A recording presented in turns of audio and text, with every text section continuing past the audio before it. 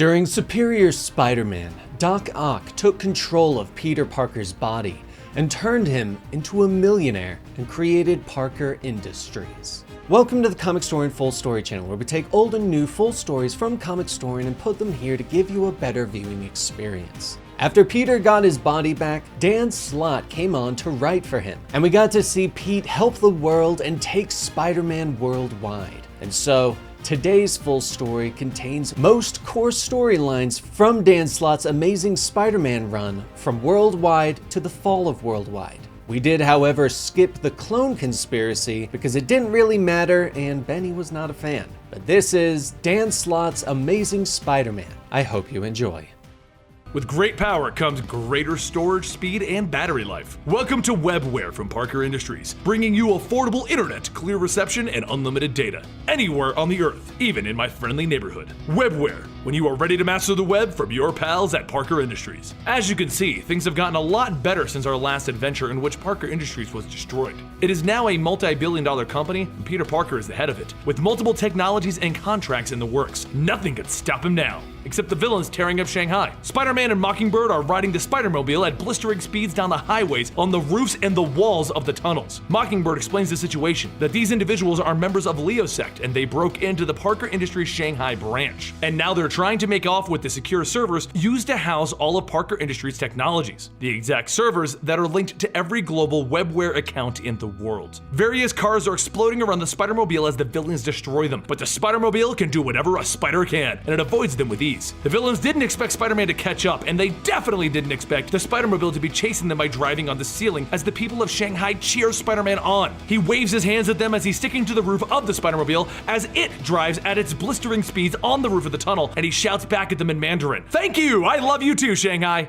Mockingbird takes a moment to let that sink in. "When did you learn to speak Mandarin?" Spider-Mobile sprouts legs and catapults Spider-Man and Mockingbird right to the front of the Leo Sect's car, and he jumps onto their hoods. "Hey pal, gotta look at your windshields? I can make them look real nice." He then hits the car with his new Zapper web shooters, shorting out the entire car, and then he web foams the car to brace it for impact. Mockingbird then grabs the Leo Sect members and begins trying to interrogate them, but the goon cracks a poison tablet in his mouth, preparing to die for his cause. And Spider-Man shoots him with the antidote, preventing him from killing himself. Mockingbird looks back at him. "Now I'm impressed." He then brings the secure drives back to Parker Industries, and we get to see his new life. He runs this organization with the help of Anna Maria, and they have multiple technologies that they've invented, and they even have a charity foundation known as the Uncle Ben Foundation. He also now has fake Spider-Man running around as him, keeping up the appearances of Spider-Man as Peter Parker can keep up the appearances of Peter Parker. The individuals are old allies of his, such as Prowler. Everything for Peter Parker is going well. That's not normal for him. He's even attending the wedding of his old mentor and one of his heroes, Max Modell. And they celebrate the wedding by presenting Max with a university named Horizon University. But as usual with the Parker luck, his spider sense goes off as Zodiac arrives informing everyone that they are the future. Prowler runs over suiting up as Spider-Man while Peter Parker tries to find a way to sneak off himself, but he can't. Everyone is looking at Peter Parker, the CEO. Prowler is good, but he's not the real Spider-Man, and the Zodiac have threatened the lives of Parker's friends and family, so he gives them what they want, his watch, which is linked to the Master Webware network. He's not worried though, the entire network is encrypted and Spider-Man now has 12 hours to find the Zodiac gang and get it back. He then turns to Sajani, one of his business partners, and the individual who caused all of the problems before. "I know it was you that teamed up with Black Cat and then Ghost and Johnny. I pieced it all together from the security footage of our destroyed building. This is not happening again. Do you understand?" Yes. I'm glad we had this talk. The next couple of hours are hell for Peter as his entire board of directors wants answers as to what he's going to do about the Zodiac organization. He ensures them that the watch is encrypted and he has Spider-Man on it. They shouldn't be concerned. He then leaves to go fishing. Spider-Man and Prowler track the watch to an underwater base, and using his new stealth technology, he hides behind a whale, and they sneak their way in with Prowler telling Spider-Man to shut up, no quips on a stealth mission. They pop up and drop the guards before moving deeper into the base where they find a room of villains discussing their need to crack the encryption on this before the deadline. But as Aquarius raises her hand to declare that by the stars in the sky, and then she stops, because Spider-Man's camo has worn off behind her. That Spider-Man is some guy in the ceiling right there, isn't it? Y'all see that, right? They jump down and begin swinging. So much for stealth. The enemy team begins shooting lasers at Spider-Man and they all just bounce off. Look out, here comes Spider-Man and his amazing spider armor. Pew pew! While they were busy though, Aquarius sent the encrypted files to every base around the world. She then presses the self-destruct button while laughing maniacally. Ha ha ha ha! We've won this time, Spider-Man! Spider-Man and Prowler hightail it out of the base, with Prowler asking why they aren't knocking out one of the bad guys and taking them with them. But Spider-Man explains they knocked out some guards earlier, and they can only fit 2 other people on their ship. They can't leave them to drown. They load them up on the Spider submarine and they begin to ditch the base just as it explodes. But this is all a part of Spider-Man's plan. He calls up Mockingbird and Nick Fury to inform them that it's done. Zodiac has sent the files to all of their bases with the tracer in the encryption. Spider-Man and S.H.I.E.L.D. now know the location of all of the terrorists' bases. While S.H.I.E.L.D. is trying to track down the exact locations of the bases, Peter Parker went ahead and bought the Baxter building and renamed it Parker Industries. This infuriated Johnny, also known as the Human Torch, but once Peter showed him the monument that he made for the Fantastic Four, Johnny was a lot happier. While this was happening, Zodiac broke into the secure S.H.I.E.L.D. facility where they were keeping their prisoner, and they managed to kill him. Not because he revealed any information, but because he failed the organization. S.H.I.E.L.D. then launched their plans against the organization by planning a globally coordinated attack against all of their facilities. But they quickly learned that all of the facilities that they learned about were empty. They were all just dummy facilities. They were played for fools. During all of this, Spider-Man bailed on the op to rescue Aunt May from the Goblin Gang. Things aren't as bad as they seem though, as Peter Parker explains. They may have gotten played, but they'll play these guys at their own game. And he apologizes for sending his personal bodyguard Spider-Man on a separate mission. He explains that they will use Spider-Man's facial recognition technology to track down the members of this organization. The question does come up though, how can they track a gang that they've never seen the faces of? And Nick explains to Peter Parker that they lost their prisoner. Scorpio, the head of the Zodiac, broke in and killed him. But don't tell Spider-Man, he'll be upset. Peter is taken back by this news because he really is Spider-Man, even if no one knows that. But he decides to move forward with the plan. They don't need to know their faces. They need the technology to alert them the moment that anyone in their masks show up. And it's almost as if it was timed, because that exact moment they hit the British Museum and they get the alert. Everyone runs off in the mission, but Peter asks the more important question. How did they get this alert since they haven't gotten permission to use the CCTV feeds in London yet? So Johnny and Anna Maria explain that they have no idea. Someone leaked the Parker nanotechnology into the CCTV feeds. But while Peter Parker is trying to figure out who authorized that, Johnny tells him that it probably should wait. They're gonna need Spider-Man on this mission. Then the entire team comes crashing through the museum windows, ready to fight it out. And Mockingbird goes up against the Archer while Johnny gets busy fighting against the other members of the organization. So Spider-Man runs in and corners their leader, Scorpio. But this is all a part of Scorpio's plan. He grabs the artifact and he hits the auto kill button on all of his lackeys. The poison pills in their teeth crack and they all begin to ingest poison. But Spider-Man takes that challenge. He won't let anyone die if he can help it, and he manages to hit all of the people with the antidote darts. He did it, except Scorpio got away. The battle isn't over yet though, but for right now, Spider-Man wins. He went back to his company where he traced the nanotechnology CCTV signals back, and he discovered that it was somebody from the inside of Parker Industries. Since he can't figure it out, he assumes that it was Sanjani again. She is the one who staged everything before and even caused the destruction of the original building. He offers her no options. He tells her that he'll buy her shares and she is now excused from this facility. What Peter doesn't know is that the memories and personalities of Dr. Otto Octavius have been showing up in the living brain. He also doesn't know that his largest investor is secretly Scorpio, the leader of the Zodiac organization. He also isn't aware that there is a bandaged man building a small army against Spider-Man.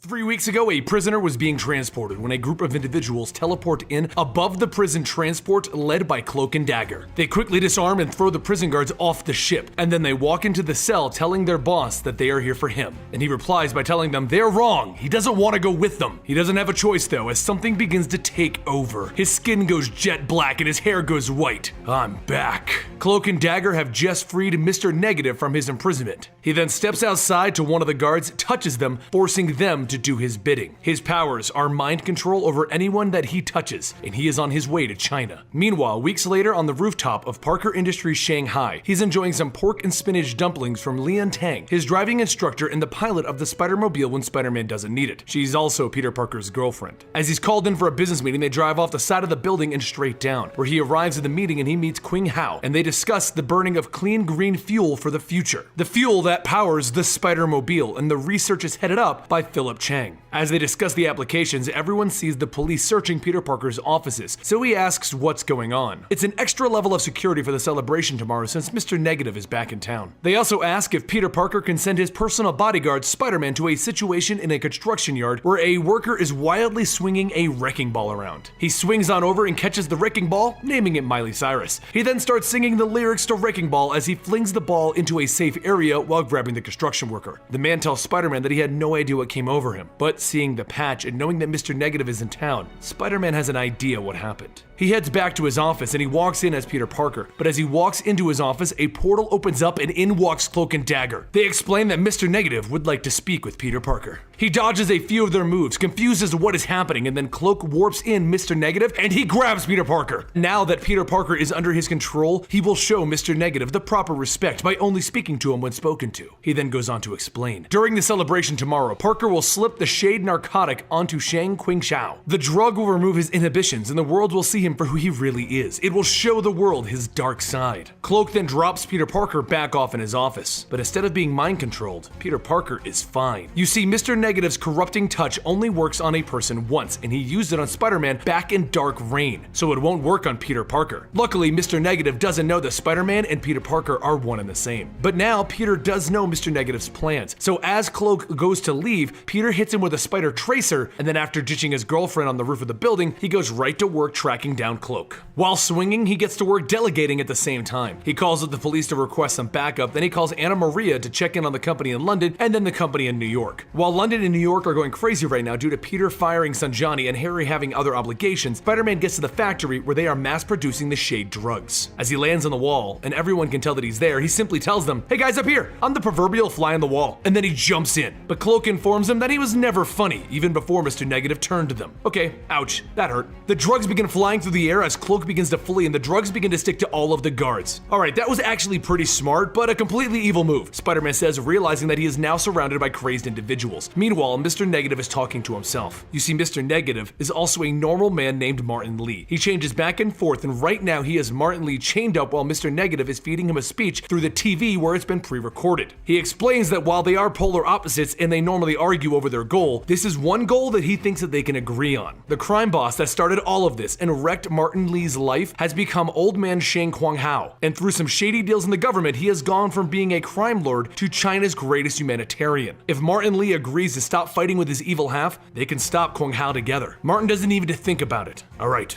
I'm in. Back in the factory, Spider-Man is webbing everyone to the walls while trying to dodge Dagger's daggers until she finally hits her mark, throwing him to the ground. Cloak and Dagger begin to approach the now beaten Spider-Man as he begins to apologize to Tandy, and then kicks a box of the drugs onto her. She begins going crazy, so Cloak has to grab her and teleport them both away. Spider-Man then gets to his feet, remembering that he still has a tracer on Cloak, and Mr. Negative still thinks that he has Parker, and Parker now has a general idea of where the base is. For once, Spider-Man is holding all of the cards. This doesn't make sense. This is Spider-Man. It's all supposed to go wrong. Meanwhile, Lian Tang is standing at the bedside of her mother, and she calls up Scorpio, the leader of the Zodiac Gang. If you want to see Spider-Man's first run-in with the Zodiac Gang, then check out the last video in this series linked down below. Miss Tang asks him for more of the experimental drugs that are easing her mother's pain, but Scorpio tells her that there are only so many times that she can supply the security codes to the building to him, revealing to us that Miss Tang is the one that gave up the access codes in the last adventure. Really should just watch that last video. She tells Scorpio that she'll give him something more, the Spider-Man, and then she walks in to see the one thing that stands a chance against him, the Spider-Mobile. The next day, Peter Parker tells the world about his new green fuel at the celebration as he goes upstairs to give the award of the Humanitarian of the Year to Qingxiao. He then walks over with Mr. Negative watching from a TV and hands Mr. Qingxiao the award.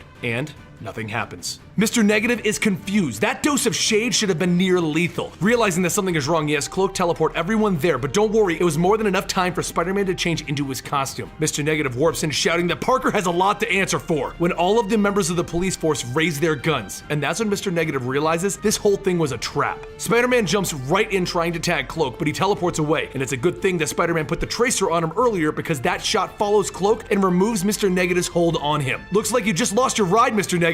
During the confusion, though, a stray shot shoots Qingxiao, revealing that he was wearing a bulletproof vest. Spider-Man is actually proud of himself. Every angle is covered, and it looks like he's going to win without any real problems until the Spider-Mobile comes crashing through the wall, grabbing him. He whips out of the building and into the city. He looks so surprised that Lian is attacking him. Back inside, Cloak grabs Tandy and changes her back to normal as well, leaving only Mr. Negative in the building. Then back on the side of the building, Spider-Man is trying to dodge Lian while Mockingbird calls him to inform him that she found who Parker Industries' mole was. Let me guess, Lian Tang? How did you... Oh, a wild hunch. Well, she's working for Zodiac because Scorpio is supplying her mother with experimental drugs to save her. Well, that seals it. There's no larger motivation than love. Realizing that he's lost, Mr. Negative tries one last thing and he touches Qingxiao, making him one of Mr. Negative's slaves, and then he sends him out the window. Spider-Man on the side of the wall is trying to convince Lian that this isn't worth it when they both see the man go flying past them as he is jumping to his death. Lian moves the Spider-Mobile and catches him, but then the Spider-Mobile begins to slip off of the building, so Spider-Man whips up its legs and holds it tight. But it's too heavy. and they all begin to plummet to the streets down below. Leanne, don't worry, we're gonna be okay, Spider-Man shouts, and she shouts back, how? Because Spider-Man's spidey sense isn't tingling, which means that Cloak teleports in right below them to catch it because there was no immediate danger, and he teleports everyone back to the ground below. It's good to have your friends back. Everyone lands on the streets and Spider-Man walks over to Leanne. She is a mess. She wants to know, is she fired? Is she going to jail? Just tell her mom that she will be, and Spider-Man stops her. He understands why she did it and why she was the mole. Maybe she can dig up some dirt for the good guys now. With that resolved, he walks over to Cloak and Dagger and they all teleport to Mr. Negative's base of operations as he's already fled the scene of the crime. But they don't discover him. They only discover a message left for them by Martin Lee, stating that he is the same as Mr. Negative now. He wants his revenge. And if they are smart, they'll leave him alone. So they all move back to the rooftop, where Spider-Man asks them, you guys want to get some dim sum?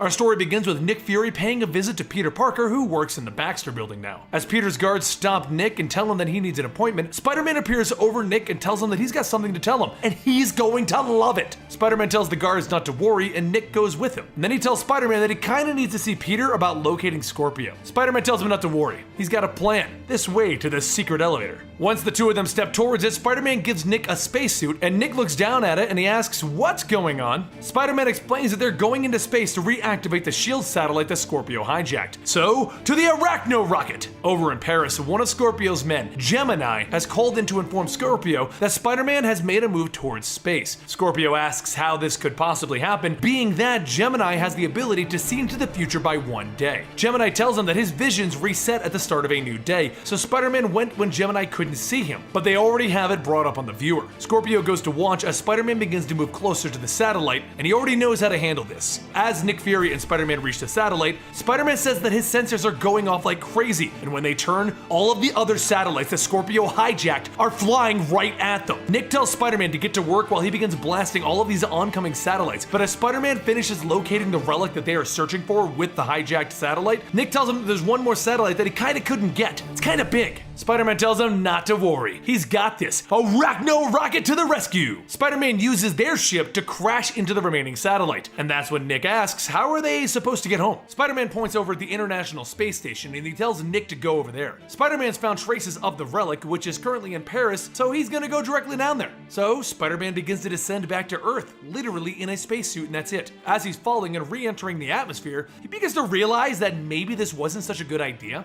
And as he continues to fall and his suit begins to get destroyed in the process, he calls up Anna Maria, who runs the London headquarters of Parker Industries, and he tells her that he's kinda gonna need a little bit of help. She asks him how. He's currently in New York, and Peter Parker tells her that he was, but then he was in space, and now he's in Paris. So could she bring him an extra suit? No rush. As he begins to pick up speed and his web parachutes begin to burn up, he starts to cover himself in a ball of web, and he begins to think that this should work, right? Should totally work. And then he comes crashing back down on Earth, and he thinks, yes, he did it. He has a bit of a large bruise, and he broke his suit, but he did it. He crash landed back on Earth. But before long, a green light begins to shine through, and soon a hole is blown open in this ball of web. And as Spider-Man lays there, Scorpio himself stands over him. Spider-Man politely asks Scorpio if he can just give him a second. You know, he just kind of fell from space. And Scorpio explains that he kind of knew where he was gonna fall. He also knows that Spider-Man is out of web fluid, and he has no gadgets that can help him right now. Scorpio then blasts at him, but Spider-Man says, well, guess what? I still have my sense, speed, and strength, and even without those things, I'm still Spider-Man. They begin to battle it out. Scorpio says that all of this is useless. He has the Zodiac key. But Spider-Man tells him that there's kind of a flaw with the Zodiac key, and he punches Scorpio right through the hole in the key. When Scorpio gets back up, he tells Spider-Man that he knows his weaknesses as well, and it's innocent bystanders. Using the power of the Zodiac key, he tosses cars at people nearby. Spider-Man jumps in to save them, getting hit by the cars himself. Just before Scorpio can finish him off though, he gets a call from Gemini telling him that he needs to go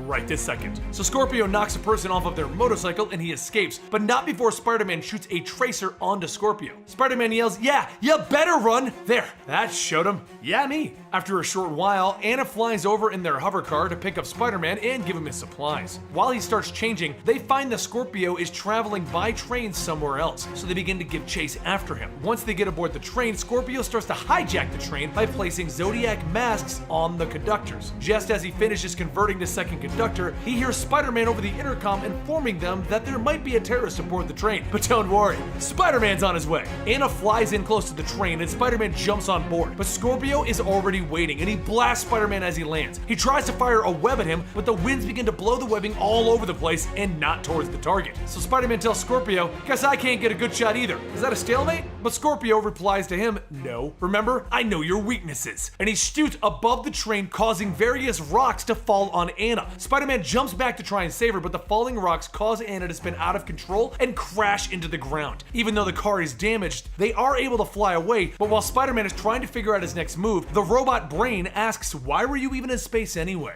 And that's what he remembers. He was tracking the traces of the artifact. He remembers where he has to go. Anna begins to fly where Spider-Man tells her to go, and when they reach the home of where the traces came from, Spider-Man begins to remember this house. This is the house of Vernon Jacobs, one of Parker Industries' biggest shareholders and investors. And judging by all of the star charts and Zodiac-themed sculptures, he's probably Scorpio. Spider-Man begins to go deeper into the house, and he realizes that Scorpio was using Parker Industries' resources to do God knows what. But there's so much for him to go through that Spider-Man might be a little too late. What should he do? So Anna tells him to ask for help, and he responds with, "Well, I kinda just did." But she tells him, not her, if Scorpio can use the company, so can Spider-Man. So Spider-Man begins to call in some of the company's brightest individuals as holograms to look over this facility. The team looks around and Spider-Man tells them, all right, their boss wants to know what they found. But before they can really go into their findings, a hologram of Scorpio appears. He now reveals himself to be Vernon, and he tells Spider-Man that it was actually him, with the power of Gemini, the individual that can look one day into the future, who built up Parker Industries to what it is now. So Spider-Man can go ahead and tell Peter Parker that all of those profits helped fund the Zodiac Group. Spider-Man tells him that he's gonna stop this, but Scorpio tells him he really shouldn't cross him, because with a snap, he can bring it all down. Wealth, fame, power, all of it gone!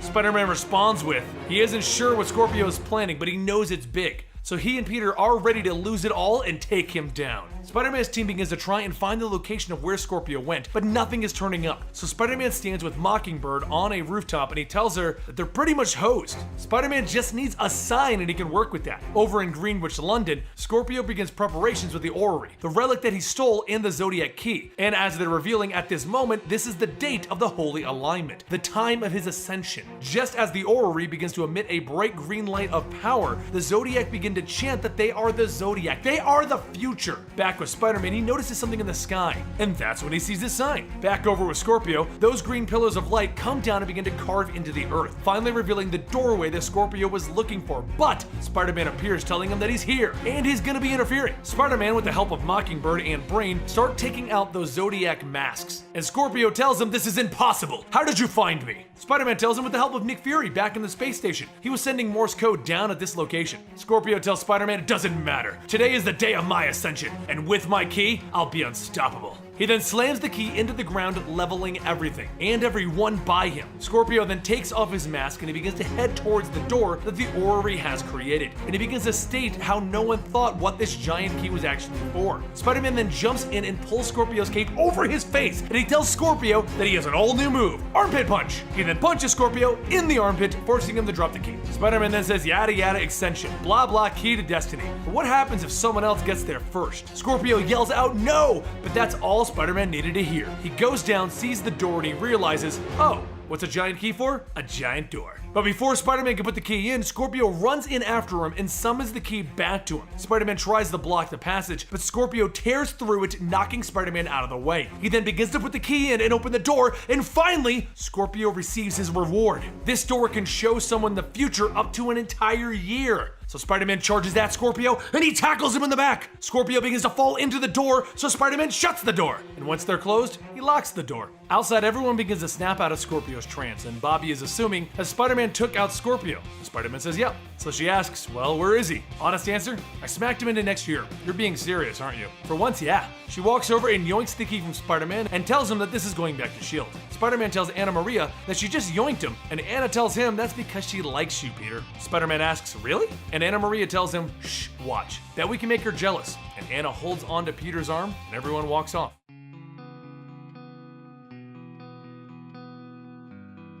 Peter Parker gets ready to go on stage to promote his Uncle Ben Foundation. But while Harry assists him with his tie, Harry notices that there is someone else here, Mary Jane. Peter asks her what she's doing, and she tells him that she's making an entrance. But actually, she's here to work with her new boss. Peter begins to ask what happened to her old job, and then he stops and asks, wait.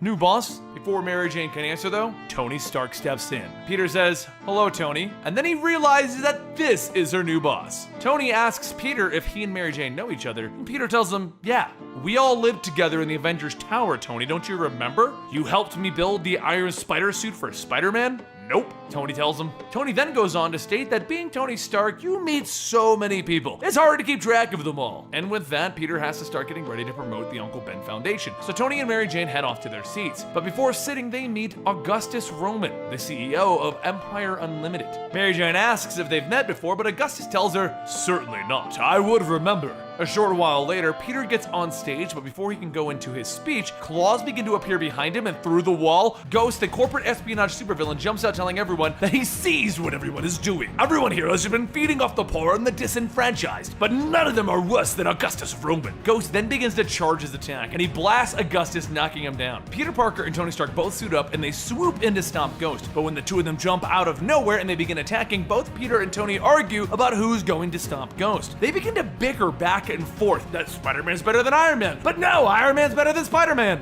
And Ghost begins to ask, are you guys being for real right now? Mary Jane and Harry run over to Augustus and they help him up, but Augustus tells them, I will be fine. Harry then tells him it's the least that they can do. Someone saved him and his family a few nights ago, so he's just paying it forward. Peter and Tony, as Iron Man and Spider-Man, continue to argue over who should take down Ghost, and that's when Peter mentions that Parker Industries is way bigger than Stark Industries, and Ghost kind of agrees. So he'll blast Spider-Man. Ghost begins to escape and Tony gives chase, but Tony's attack doesn't seem to be doing anything to Ghost. That's when Peter returns to the fight, and it's the same thing. His attacks don't seem to be doing anything. Ghost states that he has seen their attacks before, and he prepared for this, even for Spider-Man's new move because it was posted on YouTube. Peter and Tony follow Ghost, and Peter begins to ask if this is the part where we actually team up. And Tony tells him, yeah, we should do that. So Spider-Man shoots one of his web coils through Ghost. Tony then grabs a hold of it and begins to electrically charge it, causing it to vibrate. The shock goes through Ghost and it begins to fry his defenses, and finally he falls to his knees. Spider-Man says, look up, we're at the Midtown Manhattan Library. It's where they did that scene in the Ghostbusters movie where they cross the streams. Kinda like we just did, Iron Man. Later in the cellar of the super prison for super beings, Betty Brant is interviewing Augustus about his prison. Augustus goes on to state that he's proud of the facility's perfect record for not having a single outbreak. And he also states that he wanted a place where these super beings could be controlled because no one should have to lose their family like he did. As the interview concludes, Augustus walks back into the back rooms of the prison and past rows of people in test tubes. And he soon puts on the Regent suit, telling Dr. Stillwell that they will be preparing for the next phase because the world would be safer if he had all of the world's superpowers.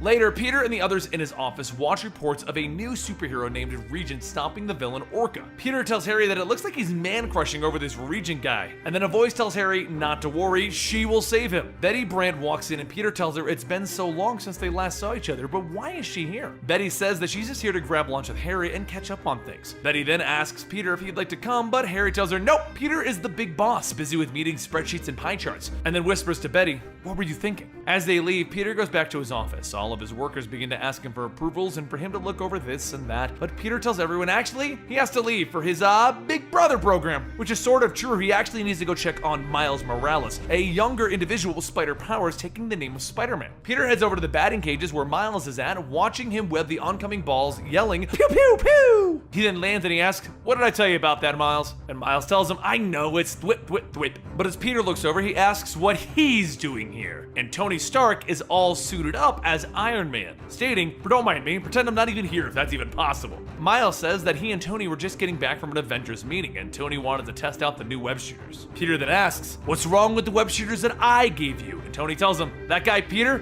good guy, but he has terrible design work. You see, Tony Stark, who is Iron Man, is unaware that Peter Parker is actually Spider-Man. Miles, realizing that Tony just insulted Peter Parker to Peter Parker, realizes that this is not going to be a good thing, and that's when Tony offers to help Spider-Man with his web shooters. Elsewhere, with Harry and Betty, the reason they didn't want Peter to come along was so that they could have lunch with Mary Jane and not have a scene. Every time Peter gets near Mary Jane, old feelings come up and things seem to happen. Betty begins to talk about how her interview with Augustus went, but when Harry looks at the paper paper, he notices the logo for the prison, and that's when he remembers something. The other night, when he and Mary Jane helped Augustus up from the attack from Ghost, he had the same logo on his clothes. And that's when all three of them realize that, yup, Augustus is totally Regent. Back at the batting cages, Tony continues to make fun of Peter Parker, and he tells Spider-Man that if he wants, he can come work for him. When things go crashing down for Parker, Miles then holds his face in his hands, and Peter turns and punches Tony right in the face. Tony asks him, "What's your problem?" And Peter tells him, "It's company loyalty." Miles tries to break up the fight, but the two of them continue knocking each other around and flying all over the place. Seeing all of this on social media, Augustus is watching and he tells Dr. Stillwell that now is the time to begin the next phase. Miles decides to let Peter and Tony work out their differences, and he decides to leave, but as he swings away, he discovers that he's trapped in a red bubble. At that moment, the bubble pops and Miles comes crashing down into an alley. Miles then sees Regent in front of him and he tells him, "So not cool, you're a hero, right? So what are you doing?"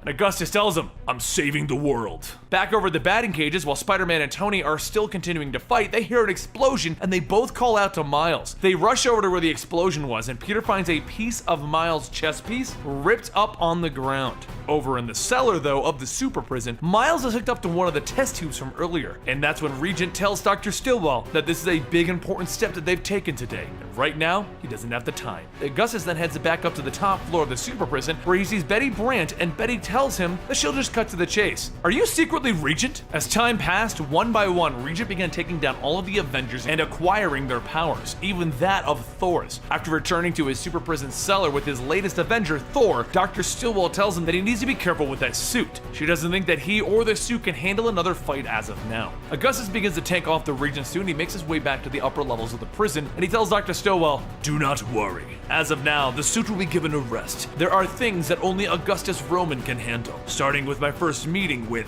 Mr. Osborn." Over at the Avengers headquarters, Tony and Spider-Man continue looking for Miles and they're having no luck. Jarvis even comments that oddly he's heard nothing from the rest of the Avengers, not even a peep, when suddenly through the window Red Wing comes flying in. Tony realizes that it's not a good sign when Red Wing is alone, and when Spider-Man and Tony try to figure out what to do next, Spider-Man gets a notice on his webware. When he plays back the message, it's a pre-recorded message from Harry telling him that he's going to need help in the super prison cellar. Betty Brant went missing and he thinks Augustus had something to do with it. Mary Jane realizes why that is. She, Harry, and Betty all figured out that Augustus is actually Regent. Tony tells Spider-Man to web up and hang on, and then with Spider-Man clinging onto his suit, he flies out of the room. As he heads towards the cellar, Tony makes a comment about Regent's suit. The way that it's unfinished, it looks like he's trying to prove something. And that's when a voice can be heard stating that, yes, he is. And that's that even heroes like them destroy cities with their power. Regent flies in, punching Spider-Man towards the ground, and as Tony heads down towards the ground, the fight with Regent begins. But there's something that he's seeing. Regent dodges everything like he has spider sense, and he stretches like he's Miss Marvel. Yeah, Regent definitely snatched up the Avengers. It's like he's using the super adaptoid's tech in an armor form. Regent begins fighting using all of the different abilities that he's been collecting until finally he knocks both Spider-Man and Tony into the ground. Mary Jane and Jarvis are watching, and Mary Jane asks if Tony has any of those spare suits like he did before. Have them fly in by remote control and all. And Jarvis says that he does, but only Tony can control them. It was a safety feature to prevent people like Ultron from controlling them. And that's when Mary Jane gets an idea. She begins searching through the boxes from the Avengers Tower until she finds it, the Iron Spider suit. Jarvis is worried, but she tells him it's okay. She once wore an earlier version of Tony's suit, and she had spider powers during that whole Spider Island mess thing. Augustus then takes Spider-Man and Tony and prepares them to be brought down with the others and put into a tube. But inside one of the tubes, Harry's tank begins to fill with a liquid and he tries to beat his way out. Without having any luck, he remembers that there's a new app on his webware that Clayton Rigg helped make from his tech when he was Clash. Harry pushes the button and then a loud shriek begins to ring out from the webware device and the glass begins to shatter. Harry picks himself back up and he tries to escape, and he calls into his webware for Spider-Man. Peter then begins to hear Harry through his webware and he begins to wake back up. He tells Harry that he needs to stay strong and not to give up, and he won't either. Augustus looks back and he tells him that it doesn't matter at this point. Do you think that you can escape my construct? Peter tells him no, but he knew that he had spider sense, so he wanted to create a little distraction so that his spider sense to be thrown off. And that's when Mary Jane appears, knocking Regent in the Iron Spider suit so hard that he releases his grips on Peter and Tony. As Peter and Mary Jane begin to battle it out with Regent, Peter stops and he begins to ask her, "Are you getting a weird feeling?" And that's when Mary Jane cuts him off and continues the sentence. Like this has happened, and Regent ends the sentence stating, "Before,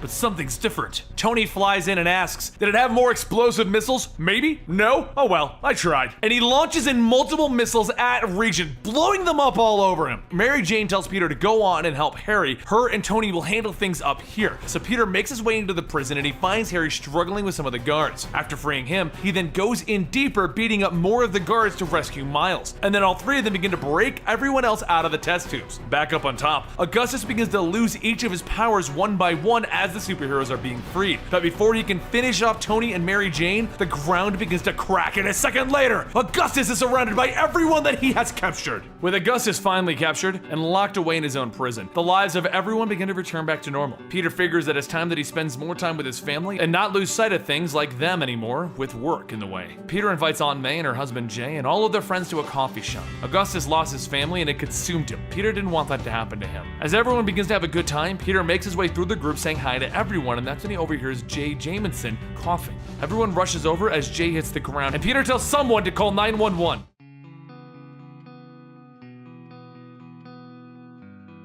Down on the streets of Las Colinas Rojas, Peter Parker and Mockingbird Bobby Morris are joined by Tarantula and Devil Spider as they raid the nation's greatest drug lord, El Foco Cuero. As the groups make their way through the tunnels, Peter says that his source is right. This isn't a standard spider hole. Bobby asks, what? No witty retort? Nothing? And Tarantula says that the previous Tarantula said that Spider-Man was always funny with the jokes. Peter tells them that there is nothing to laugh about down here. They've got work to do. The further the group goes, Peter tells everyone that they don't have the element of surprise. He'll have to be the one to take the lead. The spider sense should give them some warning that something is going on. And Bobby asks, what is your entire plan exactly? Just running headfirst in? Tarantula radios back to S.H.I.E.L.D. stating that she would like to take command of the mission, and Nick Fury tells her negative. Spider-Man stays in charge. Plus, he's the only one who knows where everyone's going. Nick then asks, are they going to know how they got this intel? And Peter tells him that someone owed him a favor, because just prior to this operation, that source happened to be the Kingpin, Wilson Fisk. Back in the tunnels, a group of goblins appear, and Peter says, yeah, this is the right place,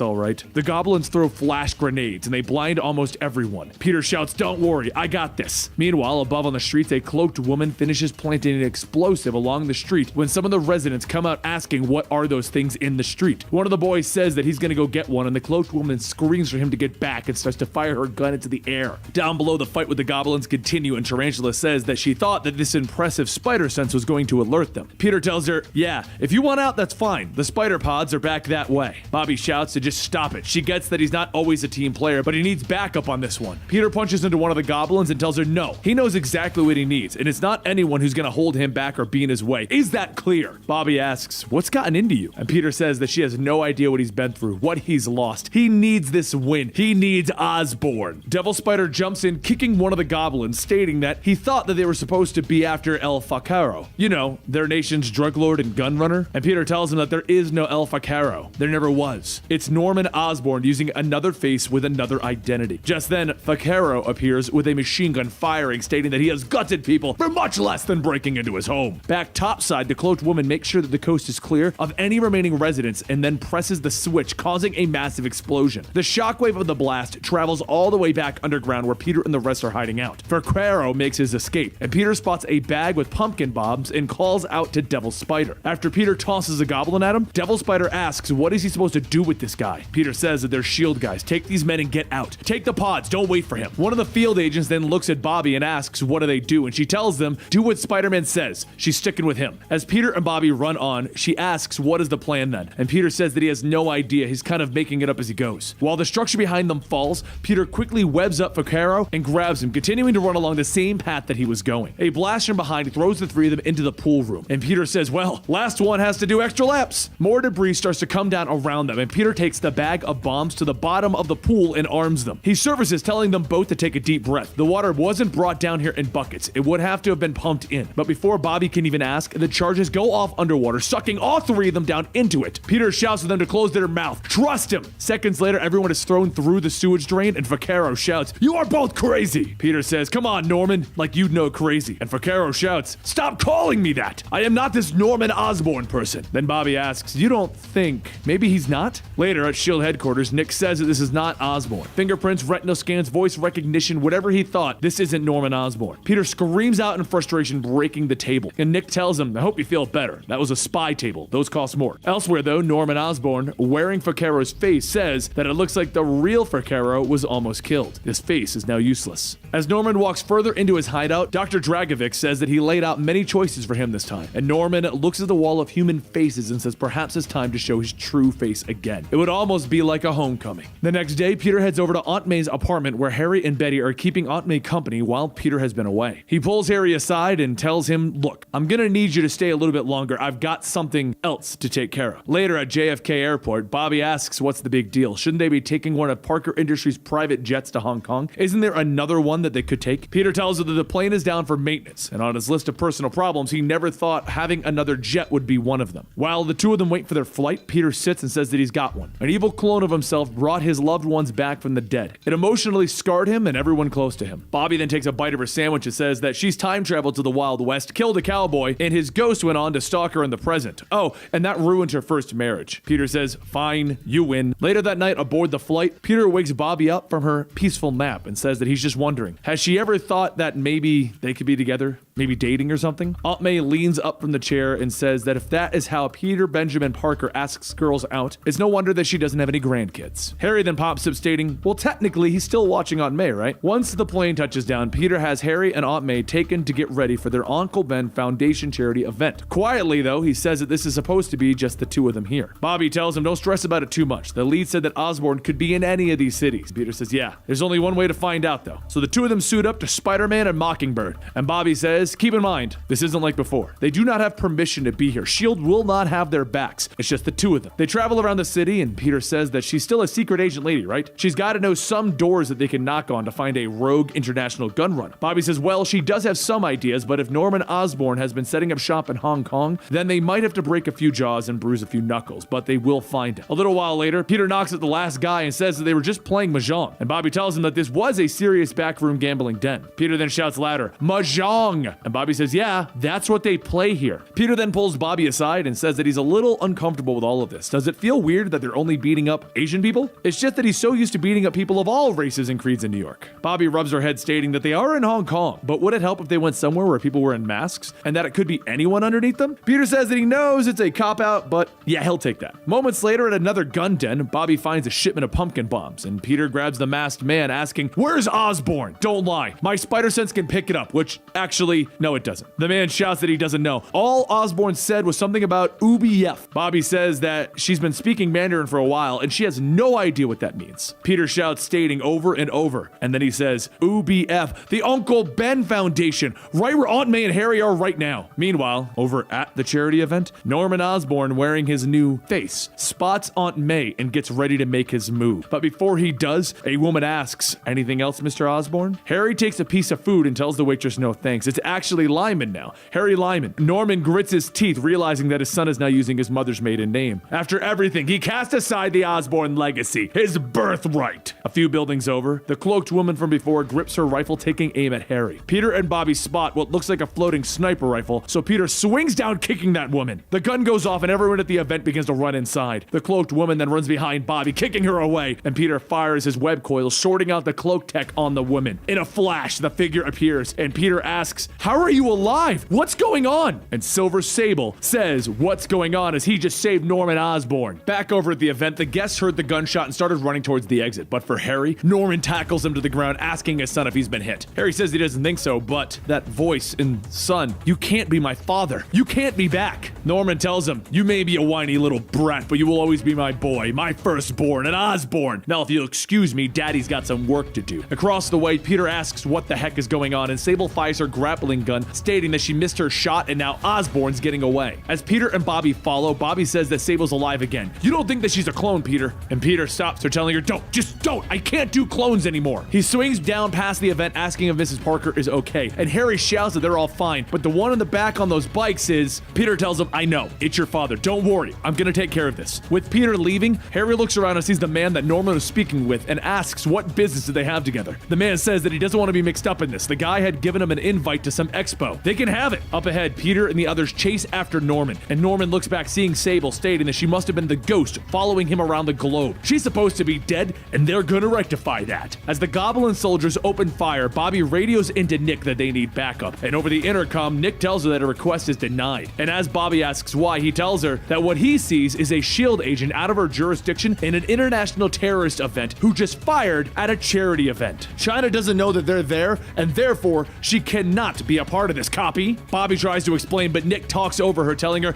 copy? And Bobby sighs, copy. Peter looks back, asking, so there's not gonna be any backup, is there? Bobby tells him, it's worse, I'm sorry, and she falls back. Sable manages to latch onto one of the flyers, kicking the man off, and as his body hits a neon sign, Peter asks, Sable says that he was wearing body armor and the sign was only 12 feet from the roof. Peter then asks, so you're saying he's alive, right? And Sable says, yeah, sure. Back at the event, Harry takes the invite card and puts the web address into his webware, and he sees the Green Goblin logo loading. After a few seconds of connecting, a stream of Norman Osborn appears, and he tells everyone that he would like to welcome them to their members-only live stream at the Goblin Army Expo. Weapons of Tomorrow, today! Both Peter and Sable start to close in on Norman as they fly into a still-being-built building, and Sable says that it seems a little too easy. As the two follow down the elevator shaft, Peter says, yeah, they're totally Admiral Akbaring this. It's a trap! Down below, outside of the dome, Norman tells the people that they're all about to witness the latest his weapons have to offer against the amazing Spider-Man and the one and only Silver Sable. These new Goblin gliders will run on power cells that will last longer than the previous model, while providing a heft. Peter shouts to Norman, shut up!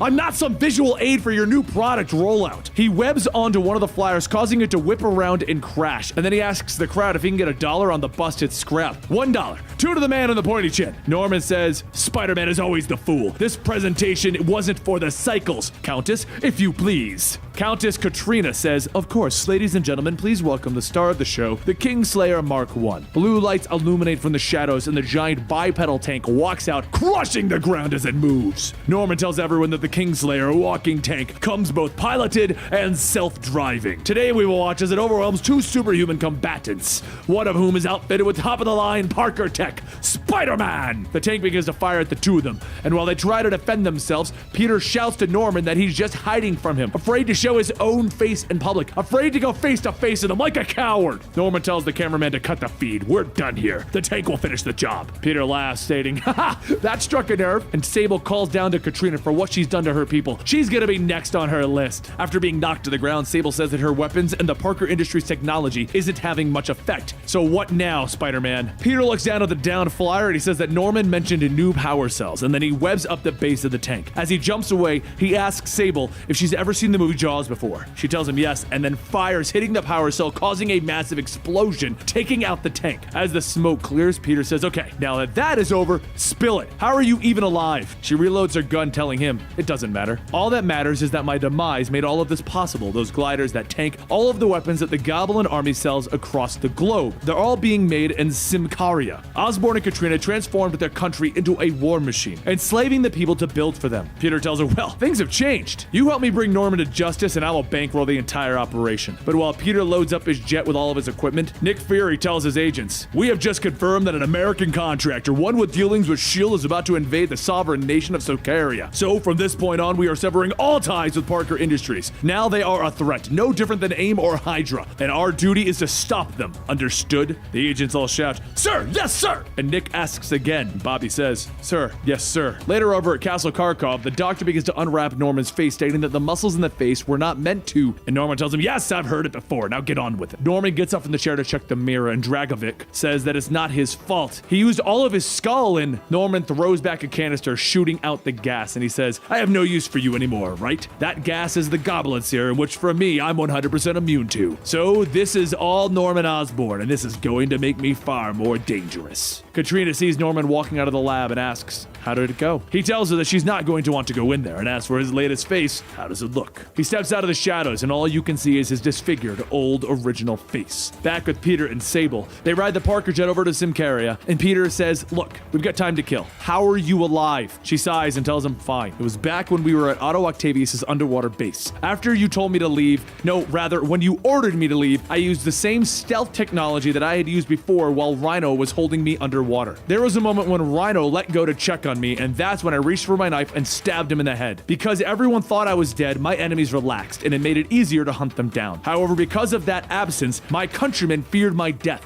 which allowed the Countess to rise in power. And thanks to her unholy alliance with Norman Osborn, Peter stops her, stating, that's my part. I should have stopped Osborn a long time ago, but things are different. A little while later, as Peter's jet touches down, Nick asks for a status report, because there should be enough combat vehicles to take on the Hulk. One of the agents says, or we could have been had. The jet's completely empty, sir. Nick waits for a moment and then screams for Bobby to come in. She radios back that he needs to check the top drawer. Inside, he's going to find her ID and her badge. Consider this her resignation from S.H.I.E.L.D. And as she cuts the line, Bobby looks off in the distance and says, well, it was a nice career while it lasted. Seconds later, a second jet lands and Peter steps out stating, sure, when I do it, it's bad. But when Cap, Namor, and the Human Torch invade foreign lands, it's cool. He then turns back to Bobby, telling her, I really appreciate this. And Bobby says, she's worked with him long enough to know whatever he's doing it for the right reasons. He looks at her, telling her, aw, you believe in me. And Bobby tells him, all right, now you're making it weird. Sable introduces her new Wild Pack and says that these people are from all over, each affected by the things that Norman and Katrina have done. Tango asks Peter if these things come with instructions, and then he says that he's just kidding. If it dries, flies, or shoots, they will make it work. The Wild Pack adds this. Peter points at Tango, stating, okay, rule 1. I'm the only guy here that cracks jokes. Try that again, I'll be taking my toys and going home. From there, the group moves out and they quickly take down one of the munition factories. Peter calls out to Norman that he knows he's watching this. They could save everyone some time if they just cut to the chase and fight it out. And Norman tells him that he won't be goaded so easily. It's time for the main forces to move. From the woods, more of the Kingslayers step out while the ground soldiers begin to move into position. Bobby leads the group with the flyers into the air while Peter stays on the ground, telling the civilians that they are here to save them. And some of the people ask, why should we trust you? You could be worse. Peter asks, did you start getting the Daily Bugle out here? I'm the good guy. I'm Spider-Man. Sable pushes Peter aside and tells everyone that she is the proud daughter of these lands, Sublin Novia, sworn protector of the realm. She begs forgiveness for her long absence and she will make Symkaria free again. The crowd begins to rally behind Sable and Peter says, well, that was pretty awesome. When the civilians get clear, Peter and Sable make their way into the thick of the fight, helping push back the Goblin army. Over at the castle, Norman watches and says, this has gone on far too long. It is time to roll out the big ticket item. Back in the battlefield, the soldiers begin to jump out of the toppled tanks and they begin to run over to the ground, kicking Peter off of his bike. One of the soldiers holds him down and begins to laugh, and Peter flips him over, asking, what's so funny? While taking off his mask. He looks and sees that these men are not just suits, they're full-on goblins. Osborn has been changing them. As Peter learns the truth of Norman's plan, Norman himself begins to ready his final weapon, a missile full of goblin serum pointed straight at a nearby town. Just then, everyone stops as they hear Norman's missile being launched, and Peter says, they're gonna gas their own people. Bobby takes to the air, stating that she's already way ahead of him on this, and Sable begins giving orders to the Wild Pack for those with flyers to assist Mockingbird. The remaining help evacuate the rest of the city. Peter tells her, hang on, there's only one person who should be calling the shots here, and Sable runs on ahead, telling him, yeah, in her homeland, it will be her. While the Wild Pack provides Bobby with cover fire, she radios back to S.H.I.E.L.D. that they are needed ASAP. Things have escalated into an international incident. Nick tells her, nuh-uh, you don't get to do this, you resigned. She shouts that they fired a missile at civilians, and as Nick asks, where are you? She screams, where do you think? Moments later, Peter and Sable break into the castle control room, and Sable tells Katrina that her reign is over. Juliet then radios in that they have a problem. The civilians are fighting back to stay, and Katrina says that it looks like she still rules. Sable then grabs a sword from the wall, telling her that she challenges her in the true name of Symkaria. Katrina grabs the other sword, telling her that she accepts. She has been trained to be the best swordsman in all of Europe. And Peter shouts, we really don't have time for these royal shenanigans. And Sable tells her to go find Osborn. That's an order. He webs off, asking, where have I heard that before? Oh, wait, it was when you almost died. Wait, that turned out pretty good, so never mind, let's go. Once again, Peter follows his spider sense to where the danger is coming from, and he turns the corner, punching Goblin Dragovic. He looks at him and says, you're not the goblin that I was looking for. And Norman holds out a switch, telling him, stop right there, or I'm going to press the trigger and detonate the missile. Peter tells him, okay, can we talk about your face now? Because, what happened to your face? Norman tells him, no jokes. Before you may have rattled me, but right now you wouldn't want me to be rattled. Peter tells him, all right, no jokes. Just hand over the trigger. Without your goblin form, I've got you beat. And Norman tells him that's true, but you'll have to catch me first. And he begins to run down the hallway. Peter gives chase with his spider sense going off and the gas beginning to pour into the room. As he continues to charge through, he jumps on the wall to stick, but he doesn't stick. And Norman laughs, telling him, ha ha ha ha, that one should be familiar. And Peter gets back up telling him, different chemicals inhibiting different powers. You're sure going through a lot here, so why? And Norman shouts, why do you think? To put us on equal footing, of course. Here we are, neither goblin nor spider, man to man. Peter throws up his arms telling him, it's not over. I've still got some tricks up my sleeves, web shooters, cartridge set. Norman flips another switch and electricity shoots out into him, shorting out the web shooters. And then Norman says, there was never any remote detonator. This switch is just for the electromagnetic pulse, so say goodbye to your pathetic spider armor. As Peter's lenses distort, he pulls them out. Norman takes off his coat, telling him, you're the one who made this personal. I was in a different corner of the world, minding my own business when someone got that itch. You could have moved on. Honestly, what have I ever done to you? Peter thinks back to the death of Gwen Stacy, and then he gets back up, tackling Norman out the window. Over above the city, Bobby shouts out that she disabled the explosive device, but the gas globes will shatter. Foxtrot asks what they can do, and Bobby tells them that they still have spider planes. Do something spidery. Back outside of the castle, Norman gets back up, punching Peter over and over, telling him that they are seconds away from his bomb going off. He will keep him here so the great Spider-Man gets infected and becomes a goblin. But as Norman waits, he doesn't hear anything. Over the city, the missile hangs suspended by a giant web, and Foxtrot asks if that is spidery enough. Peter then grabs a rock and bashes it across Norman's head, telling him, I got amazing friends. Also, I got this rock. While Peter begins to beat Norman with the rock, they stop when they hear the shield jets fly overhead. Norman takes the chance to escape, and Peter shouts, yeah, you better run, because yeah, and then he falls over in the snow. He closes his eyes, and as he opens them again, he sees Bobby, and he asks, how long has it been? She tells him a couple of hours, and from the looks of him, they did much better with their things. Nick walks over, asking Peter, what does he have to say for himself? And Peter tells him,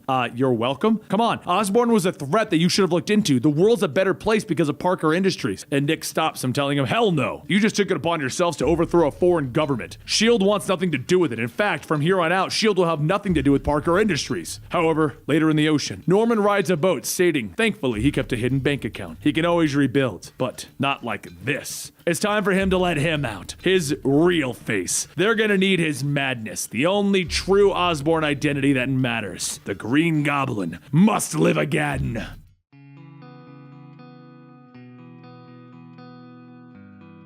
As a man drives by the Auto Empire, his passenger says that this will be fine, he can drop him off here. The passenger asks if he's sure. All that's here is an old junkyard, he's not even wearing shoes. Might get tetanus or something. The passenger tells the driver that he doesn't really need to worry about that. He's in excellent shape, and in time, he shall be rewarded. The driver says don't worry about it. This is just on the way. So the man says no, he'll see. Great changes are coming to this world, and on that day, you will be favored. The driver pulls away and the man easily jumps over the gates and says that this proto-clone is better than anything Jackal could have designed because he perfected it. The man looks at his reflection and then he says that this face is a marked improvement as well. A synthetic spider clone with his own DNA. There's no denying the stronger, more prominent features of Otto Octavius in this clone of Peter Parker from the Clone Conspiracy. That is a storyline that we may cover eventually, but it wasn't the greatest storyline. The results of it basically are Otto Octavius got a new body, a proto-clone of Peter Parker. Otto continues to walk as a set of crushed cars are lifted into the air, revealing an underground facility. As he steps in, the computer welcomes him and he tells it to play back any recent news regarding Parker Industries. The computer starts to play several news stations talking about the recent decline in Parker Industries stock. And Otto shouts, "What are you doing to my company?" Once again, for those of you guys who don't know, Otto Octavius was in the original Peter Parker's body in Superior Spider-Man. He was actually Peter Parker, and using his intelligence, he created Parker Industries before Peter Parker came back, taking his body back and taking over the company. Everything that Peter Parker has right now, all of his money, all of his technology, is because Otto Octavius took over his body. And then when Peter took his body back, Otto Octavius was gone. I know this whole thing is confusing, but let me just break it bare bones for you. Otto Octavius created Parker Industries and is now in a clone of Peter Parker. Otto slams his fist down and then he notices that the computer is clean. Too clean. Suddenly, Otto's octopus sense tingles, and the Hydra agents charge out shouting, "Hail Hydra! Identify yourself, intruder!" Otto asks, "Intruder?" Of all of the unmitigated gall! As the agents open fire, Otto effortlessly jumps and weaves through the blast, grabbing onto each agent by their head. Using his newfound strength, Otto throws the agents into each other, and another group jumps out, tackling Otto to the ground, and one says that if he can walk on the walls, he must be a friend of the spiders. Otto launches all of the agents off of him, shouting, "Fools! I will forever be one singular being. I am Otto Octavius!" Soon the agents begin screaming as a wall of mechanical arms reach out, grabbing and strangling them. And Otto tells them that this is my base and I am always armed. But still, I can't stay here. Hydra are worse than any vermin infestation. They know this location. With their superior numbers, they'll keep coming and coming and there will be no end to them. A voice then says, "That is true, Doctor. But that could be used to your advantage." As Otto turns, he sees Arnim Zola, the so-called supreme scientist of Hydra.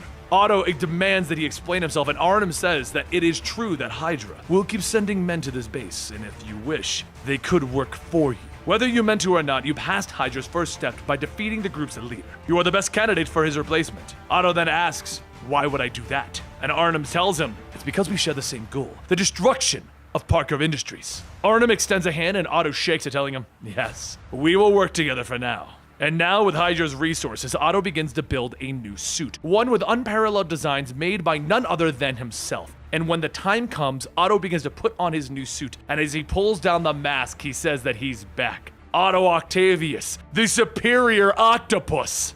Over in a studio in London, Anne-Marie tells Peter to just remember, this interview is about one thing, damage control. Parker Industries is currently facing a zillion lawsuits, and Peter Parker has a reputation of being flaky. He asks how, and Anne-Marie says that he has moments of just running off. You know, the whip. So for the sake of our company, for the next 20 minutes, don't be that guy. Peter begins to fix his tie and he asks, "What? No words of encouragement? No good luck, boss? No go get him, Tiger?" Anne-Marie quietly shouts, "Don't screw up!"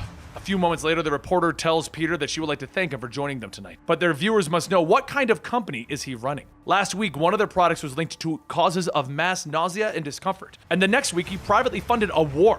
Peter says, "So much for small talk. But we took action to stop terrorists and stop the spread of a deadly virus. So if you're stating that Parker Industries values people over profit, guilty as charged." As the interview goes on, the reporter stops and says they have breaking news. Sources confirm that the Earth is under an alien attack. Some of their most powerful protectors have joined with Alpha Flight to combat the invasion of the alien Chitauri. Peter gets back up and he looks over at Anne-Marie and she motions for him to stop. And he shrugs, sitting back down. An assistant then tells Peter that she's sorry, but given what's happening, they're gonna have to reschedule the interview. Once outside, Anne-Marie gets into the car, remembering how she said to not be that guy. You're gonna be that guy, aren't you? You're gonna leave. Peter turns, sighing, asking, "How did Iron Man ever do this?" And after dropping Anne-Marie off, he goes back to his office when he feels the spider sense going off. He puts on the Spider-Man suit and he walks into Parker Industries, telling the workers not to be afraid. He's just going up to his suite before the boss man shows up. But aren't you guys working awfully late? Peter then looks around asking, "Where's Gerald?" Gerald works nights, right? One of the workers tells the others that he's on to them, and then they jump at Spider-Man shouting, "Hail Hydra!"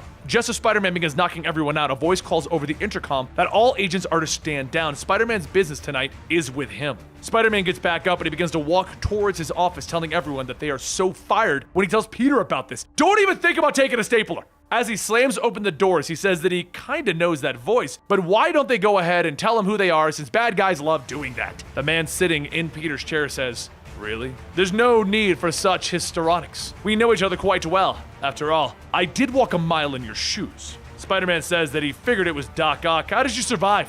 A clone body?" And Otto gets up telling him, "Technically, yes, but not like the others. This one is far superior." Spider-Man then asks, "Why are you working with Hydra? That's even a bit low for you. So how about we both just go to New York and work some things out so that we can make a new start from here?" Otto yells, "Silence! It is I who have an offer to extend. Since we have somewhat of a kinship since we shared your body, I would like to offer an opportunity to peacefully transfer ownership of Parker Industries to me." Peter tells him, "Why would I give you my company?" And Otto stops him, telling him, "No! It was my company! It is I who in your body launched this company. Even afterwards, it was my consciousness trapped inside of the living brain that hacked systems and manipulated the markets to favor you. Right now, I have neither the time nor the patience to wrestle with pride. Will Parker Industries be released to me or not? An answer is required." Peter says, "I require you to eat my web shorts. This is my company and I'm never giving it to you." Otto tells him, "That is disappointing, but hardly surprising. Now, once again, my hand is forced." Soon an image of Manhattan appears as a dome appears over the borough. The image then changes to a news station and they report that all communication has been cut off from Manhattan, but the origin of the bubble seems to be coming from Parker Industries. Otto says, "It's all lies and poppycocky, but nevertheless effective. Now the world will blame Peter Parker for Manhattan's dark fate." Spider-Man lunges at Otto, throwing him against a wall, and Otto wipes off his mouth, asking, "Was that your best shot?" Spider-Man webs up Otto's eyes, tackling through the wall, telling him, Not even close. But as Otto zaps the web off of his lens, his mechanical arms throw Peter into the ceiling, and he says, "I know all of your tricks and how to counter them." Spider-Man quickly webs up the nearby coffee pots, throwing them into Otto's face, and just before he can deliver the final punch, Spider-Man hears a beep. A hollow image of Tony Stark appears, and he says that this is for any and all Avengers that are left. "If you can hear this, your services are required immediately." Otto laughs, telling him, "An all-out assault on Washington has begun. So how about it? Stay here, or help your poor friends when they need you the most." Spider-Man runs down to the garage, shouting that he can't believe he thought Otto had a conscience. All right, less anger, more reviewing the basics of piloting a supersonic pogo plane. As he rockets out of the office building, Otto waits until it's clear and then presses a button. Seconds later, the entire London-based office explodes and falls to the ground. He then begins to walk down the street, stating, "It all went perfectly according to plan." Quick side note, just because I've had to explain everything else that's been going on in this Amazing Spider-Man storyline because it's interwoven into so many plots. The attack by the Chitauri and the Iron Man call, that's actually Secret Empire. This is all happening while Secret Empire happens. So that's why Peter Parker can't get any help and why he's not in Secret Empire. A short while later, over in Washington, Spider-Man gets up from the ground asking how they can stop Cap if he's with Hydra. He's the man who never gives up, and how did he get Thor's hammer? He then shouts to Quicksilver to start kicking up some dust. They need cover, and they need to get out of here now. Meanwhile, over in San Francisco, Psylocke tells Otto not to make her read his mind. Out with it. "What do you want?" Otto says that he would like full access to Parker Industries San Francisco. There are a few paltry items inside which interest him. One of the mutants tells him that this is their place. Now, he doesn't get to make any demands, and as he finishes, Otto grabs him, throwing him across the city, stating, "Are we in agreement now? Good." He hits a switch on his glove, shorting out the P and the I in Parker Industries, stating, "There we go." As he leads the Hydra agents inside, he tells them that they have 20 minutes, hard drives, office files, server blades. They want it all. As the agents begin pulling out equipment, Otto waits, stating that that's intriguing. Spider-Man and him shared a mind. Certainly he would have made a move by now, so where on earth could he be? And over in the Shanghai office, Spider-Man tells all of the workers that Otto Octavius is coming and he wants to raid this place. He's gonna want all of the hard work that they put into their intellectual property for himself. So if they work together, they can, and one of the workers shouts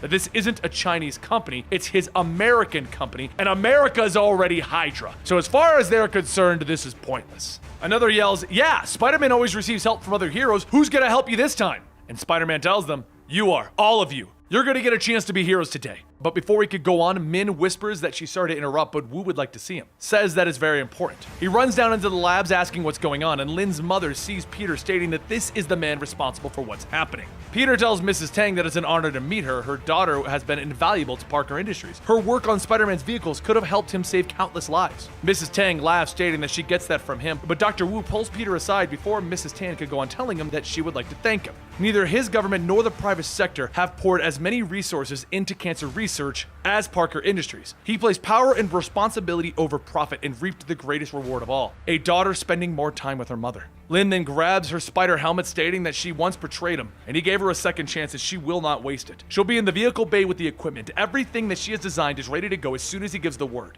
Later, over in the Green Labs, Dr. Philip Chang asks Peter, "You would like me to do what now?" Peter tells him to be ready to destroy all of his equipment in a moment's notice. File, notes, backups, all of it. And Philip tells him that he is close to a major breakthrough. It could change the world. If I was to start from scratch, I wouldn't be able to just pick up where I left off. Peter says hopefully it won't come to that. But just then the lights go out. The spider sense kicks in and Peter runs to the window to see Otto making his way towards the building. He suits up, getting ready to go outside, and he radios to Lynn, telling her that they need to move out. And she tells the others, "You heard the man, punch it." He heads to the roof and Otto asks, "Evacuating so soon? That's the first smart thing that you've done in days." Just as Peter attacks, he asks, "Where's the rest of the army?" And Otto tells him, "I don't require an army. I have all the arms that a man needs." So Spider-Man sighs, telling him, "Yeah, kinda walked into that one." He grabs a hold of one of the mechanical arms and then throws Otto off of the ledge. As Otto falls, he grabs onto the side of the building, stating that it would seem that they are evenly matched now. And Spider-Man tells him, "Please, you're the guy who created the sinister 6-to-1 odds. Let's see how you like it. Troops, move in." As Spider-Man snaps his fingers, a swarm of spider cars ride up the side of the building and Lynn shouts that they have him surrounded. "Just give the word." Otto looks around and asks if this is supposed to impress him. His victory in the foreign country made him bold and stupid. Coming after me with Parker Industries tech? He pushes a button stating that he's always had a backdoor into the company. He was there from the beginning, from his vertical operating systems down to his logo.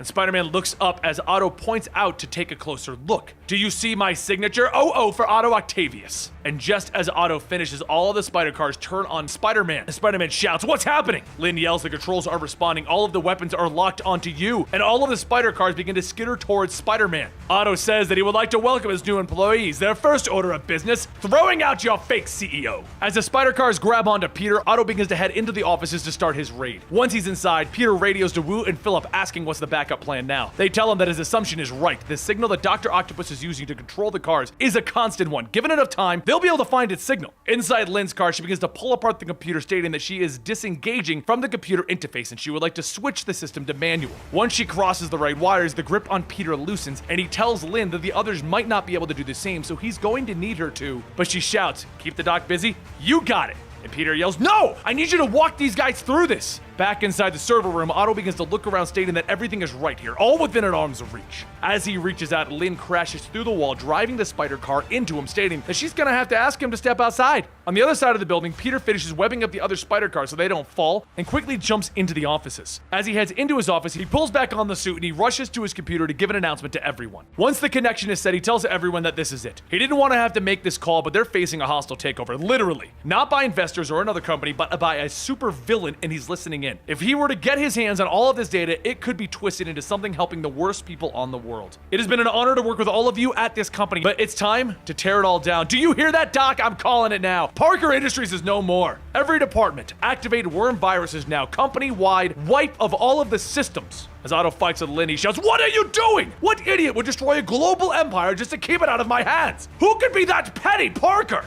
Back inside, before Peter can even finish his speech, everyone begins destroying everything, as some of the workers sigh that this was a good job while it lasted. Over in Peter's office, he activates a switch, revealing a suitcase, stating that this is secret weapon number 1. And as he opens it up, he smiles, stating that it's been a while, but now it's time for secret weapon number 2. And then he radios to Philip. Philip tells him that the device is calibrated and he can send it to Spider-Man to pick up. Now onto the last part. Philip takes out a matchbook and tosses a match into a stack of papers. As the fire burns, he says that he was so close to perfecting green energy. Wu tells him that it could have been a potential weapon in the wrong hands. Now they must leave. They've done their part. Back up top, Peter jumps onto the building, punching into Otto, asking him, "Did you miss me?" And Otto shouts to him to shut up! Everything that I've built is now ruined. And Peter tells him, "Yeah, I'm that kid who just flipped over the whole board game table. So even if you do win back your kingdom, it'll be a kingdom of ashes." Otto clenches his fist, telling him, "I know your Achilles heel. Remember Osborn's electromagnetic pulse? Well, this vision will rip that spider suit to shreds." As the pulse hits, it begins to tear away at the suit, and as Peter catches himself, he's still in his costume, his old original non-enhanced version. He asks, "How do the old underoos look? This is really the only suit that I've ever needed to defeat you, Otto. And here's something else that's gonna help." He presses a small button, and using the signal that Philip and Wu locked onto, he releases an EMP wave, shocking Otto's suit and rendering the mechanical arms useless. They begin to flail around, and as one hits Otto, Peter asks, "Why keep hitting yourself?" Otto shouts that he is nothing but a juvenile. But obviously, you don't care for your friends. Otto begins to web away, telling him that that pulse would have disabled the magnetic grip on the spider cars. So you better hurry before they fall to their deaths. Peter asks him, "Are you bluffing?" "I can't risk it." And as Lynn radios in that the clamps are still holding, Peter begins to follow, yelling that he falls for it every time. As he reaches the roof where Otto landed, all he finds are the mechanical arms and Otto's mask. He grabs the mask, realizing that he has no idea what the new Otto Octavius looks like. And it looks like he's gonna have to catch him another time. Later over at Hydra Base 1, Arnim Zola tells Otto that his mission was a complete success. Parker Industries is in shambles, just as their glorious leader, Steven Rogers, intended. In fact, he wanted to pass a message along to him that he is one of his finest soldiers. And Otto says to tell Steve that he is honored. Now in the back of Otto's head, he yells, "Look at me, reduced to a mere lackey. Everything I've built is now in ruins, but one day there will come a reckoning."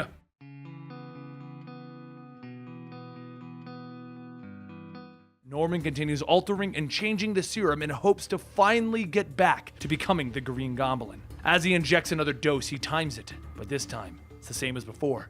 Nothing happens. He throws everything off of his desk, shouting, "You should be back!" That shrill voice in his head laughing like a lunatic, but there's only silence. He doesn't hear the goblin. He needs that cackling, that touch of madness. He needs him.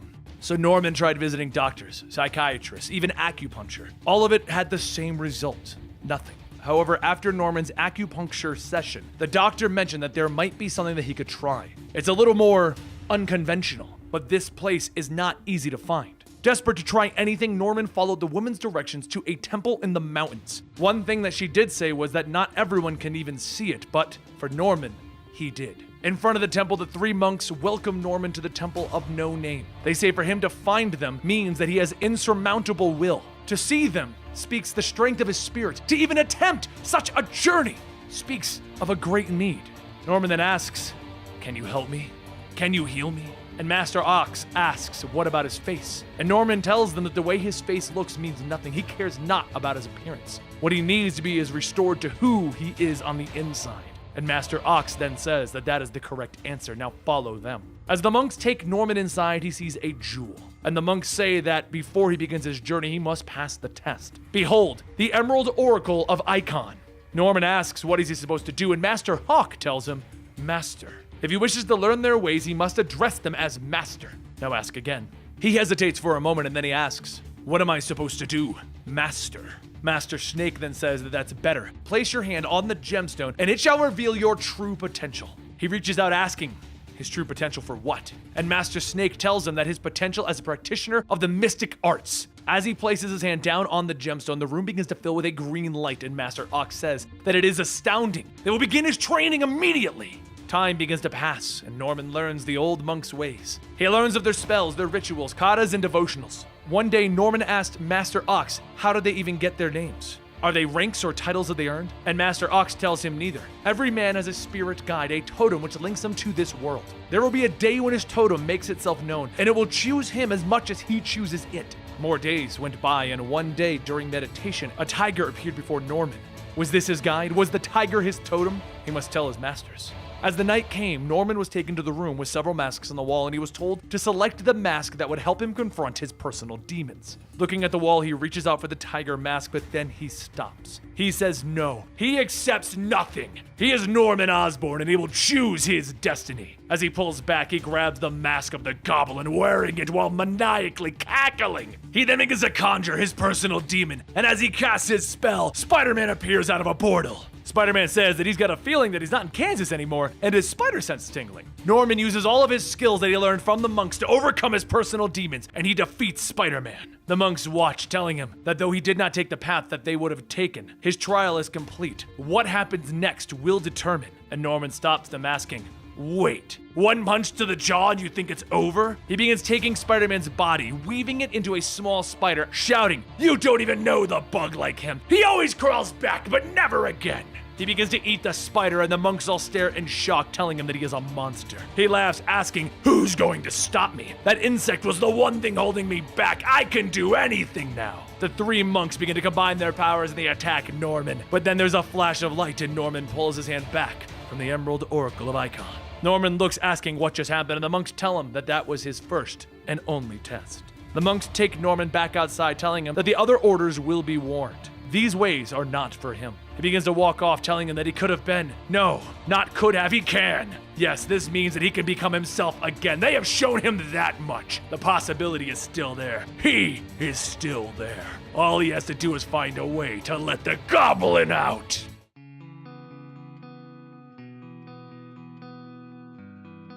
As Bobby, aka Mockingbird, walks out of her bedroom in her apartment getting ready for work, she asks if there's somewhere else that he could sleep. They've only been on one date. Peter lifts his hand, telling her no, because no one else knows that I'm Spider-Man. Where would I put all my Spidey stuff? Bobby tells him, yeah, about that, it's kind of everywhere. And I stomped on one of those spider tracers thinking it was an actual spider. Hope that wasn't expensive. In any case, pick up your crap and do the laundry. I'm not your aunt and that isn't going to work.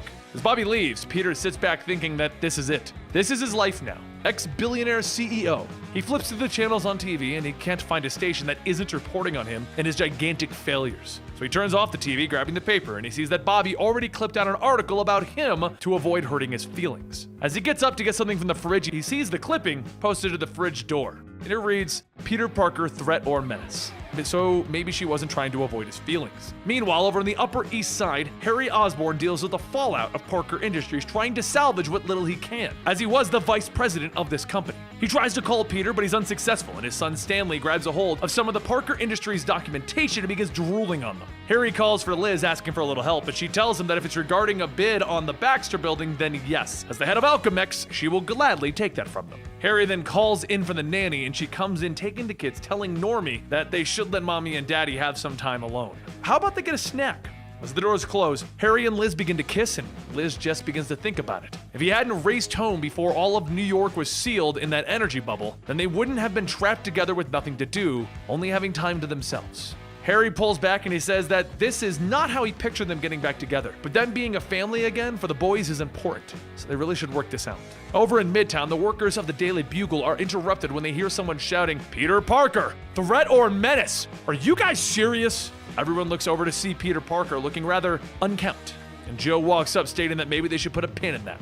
But would he mind explaining why he thinks that he can just come into his office and speak like that? Peter holds out the paper and says, "I thought we were friends. How could you have written all that junk about me? Did you forget to mention that I saved lives doing this?" He opens up the paper, going on stating, "I helped stop the spread of the carrion virus. I freed the oppressed people of Symkaria, and I sacrificed all that I had to stop Doc Ock. You pay me like I'm a..." And Joe tells him, someone who was in way over his head and not ready to take the reins of a global tech company? "You're a man who let millions of employees and consumers around the world down. Working men and women like your Aunt May and Uncle Ben. I wrote those things because they were true." Peter scratches his head, telling him, "Actually, you're right. I'm gonna get out of your way." He then stops looking at the monitor, telling the science editor Colin that the article is completely wrong. The new PIM microprocessors don't have more memory because they are compressing matter. They're not shrinking computers. It's more like shrinking massive external hard drives. Colin says, "Really?" And Peter tells him, "Yeah, it's some really cool stuff, but it's very expensive. No way it'll be available to the public. You're gonna have to change that last line." Before Peter leaves, Betty runs up to stop Peter and says, "I know you've had a rough day, but you know what you need? A party." So it happens to be Flash Thompson's birthday. After getting the party information from Betty, Peter heads out into the streets of New York, and after one man recognizes him, suddenly everyone recognizes the failure that is Peter Parker. They swarm around him asking what he's going to do to make this right to the people who lost their jobs, and he runs off into an alleyway. He jumps up onto a building to hide, thinking, "All right, it's official. Everyone hates me." Well, maybe not everyone. Later that night, Peter heads over to Flash's birthday party, and everyone begins talking about how things are different. And then they turn back to the topic of Peter. Everyone begins talking about how depressed Peter has gotten lately, but no one has a solution to offer. He's an adult, right? He should be able to figure this out on his own. But as they all go on, Peter quietly listens from the shadows. He's an adult, right? He can figure this out on his own? And later, once Bobby gets home, she opens the door to see Peter on the couch, still. And then Peter is suddenly hit with a uniform. He looks at the costume and says that this isn't laundry. And Bobby tells him, "Yeah, now get dressed, we're going out." After a night of saving trucks from Johnny Horton, also known as Griffin, the two heroes go back home, and Bobby says that it was a fun night out. She then goes to the fridge, handing Peter one of her soda cans, stating that he earned this, and this is a good look for him. The two kiss, and Peter thinks, actually, she's right. Not a good look for Peter Parker, but you know what? Forget that guy. Because whenever he wants, he can be the amazing Spider-Man. The next day at the Baxter building, Johnny Storm flies down, telling Harry, "Nuh-uh, not a snowball's chance in hell Peter would sell the Baxter building." Harry says that he's Peter's friend too, and he can honestly state that Peter didn't have much choice in this. He's supposed to be here any minute. Up above, Peter swings by, seeing Harry and Johnny arguing over the sale of the building, and he jumps down and Johnny shouts, "Tell him, Spidey, this place isn't for sale."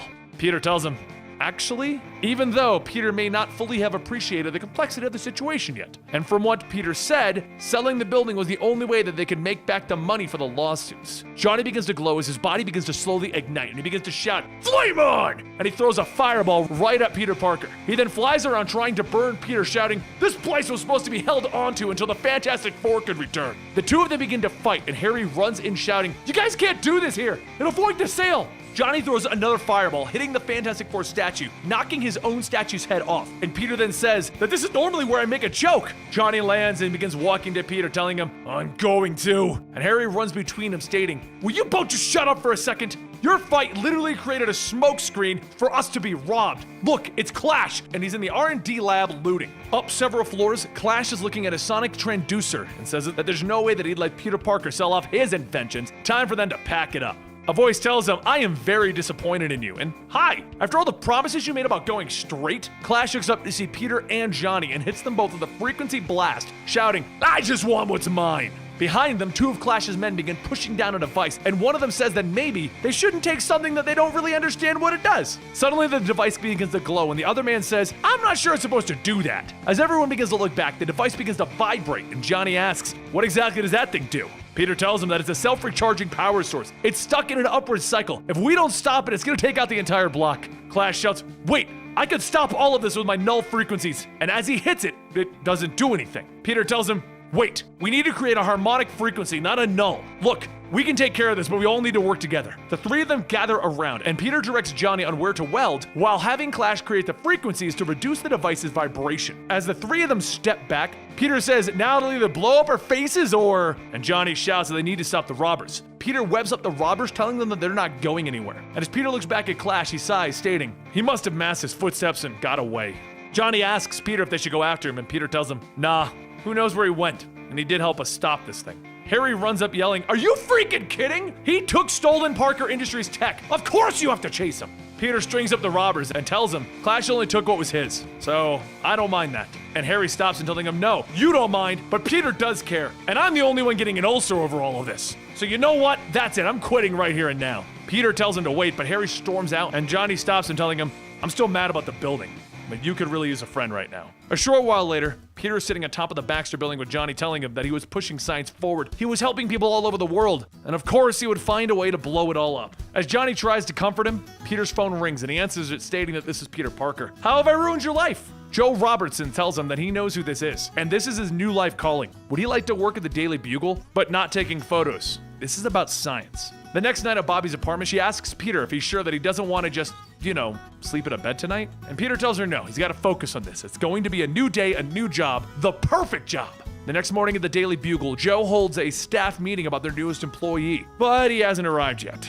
Carlin laughs, stating that an editor needs to be punctual. Security already said no one's checked in, so that means he's going to be late. Just then, Peter walks into the side door after changing, and he asks, "What's the haps? The skinny, the DL?" Joe pulls him aside, telling him that next time he should probably come in the front lobby like a normal person. But either way, they should go over his responsibilities as the new science editor of the Daily Bugle. He's gonna need a Sunday supplement that will be ready for press every Saturday night. It may sound like a big task, but he'll have a full team to manage. Another thing to note is that the hours are flexible. So long as the work gets done, he can work from home. Joe holds out a phone, and Peter looks at his new work phone, and he sees the logo and says, "Alchemex droid?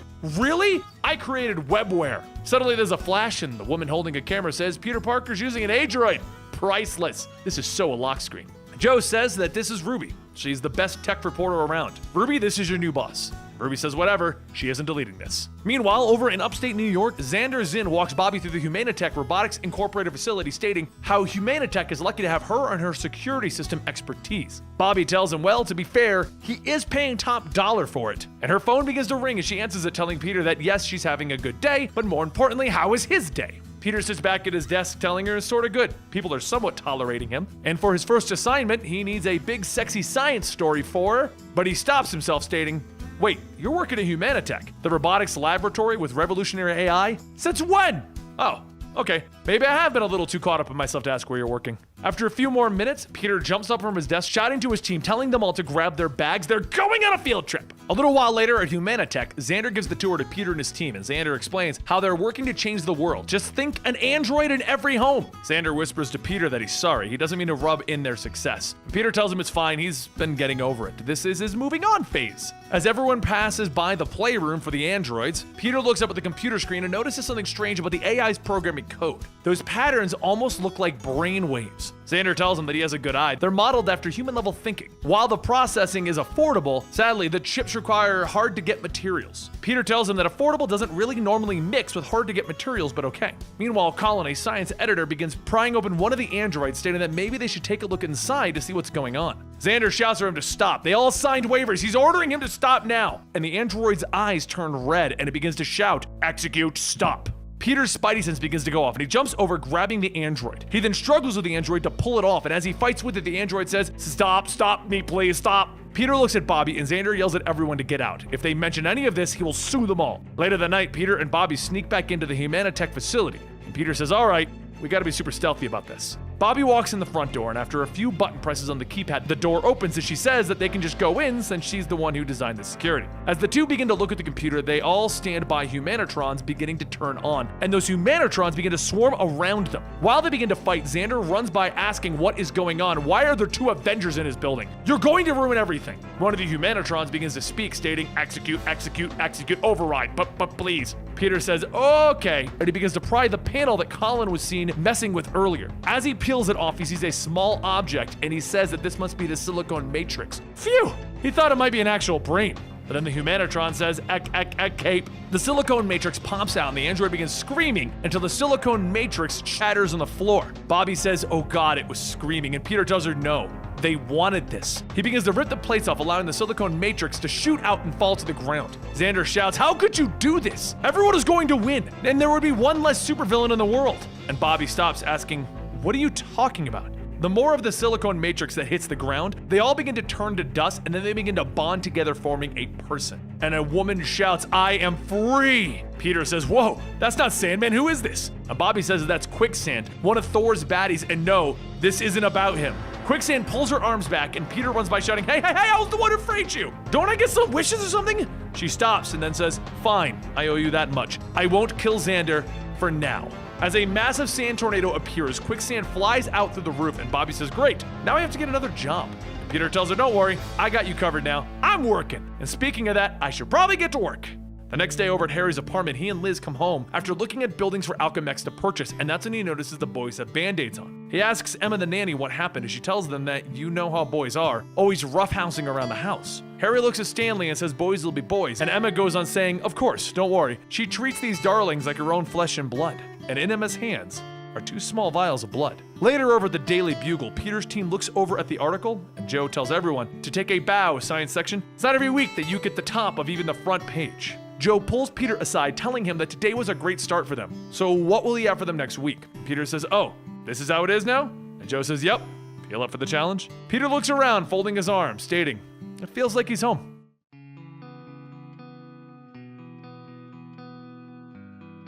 With a man struggling to speak with a gag in and a shadow walking up to the man telling him, you speak excellent for a mouth stuffed with gag. Years of experience. I'm going to go with, what is this? Where am I? Oh, let's take off the blindfolds. As the blindfold comes off the man looks around and sees an old dilapidated room, and the man in the shadows state, this used to be an old gentleman's club. The shadowy man leans down and Norman Osborn tells the gagged man, hello. Oh, the joke is over. I really can't understand a word you're saying. Let's get the gag off. Once the gag comes off, the man screams for help, and Norman says, shh, we use our inside voices here. There's only one thing that can help you out of this kind of a situation, and that's giving me information on Spider-Man. And from what I understand, you are very close. However, just 4 hours prior, Peter and Mary Jane sit in Mary Jane's apartment, kissing. As Mary Jane pulls back, she begins to unbutton Peter's shirt, telling him, you really are a scientist, you just proved it with one kiss. You can put everything back to the way it used to be. But as Mary Jane looks at the Spider-Man suit under his button-up, she stops and says that she can't do this, not again. Peter asks her why.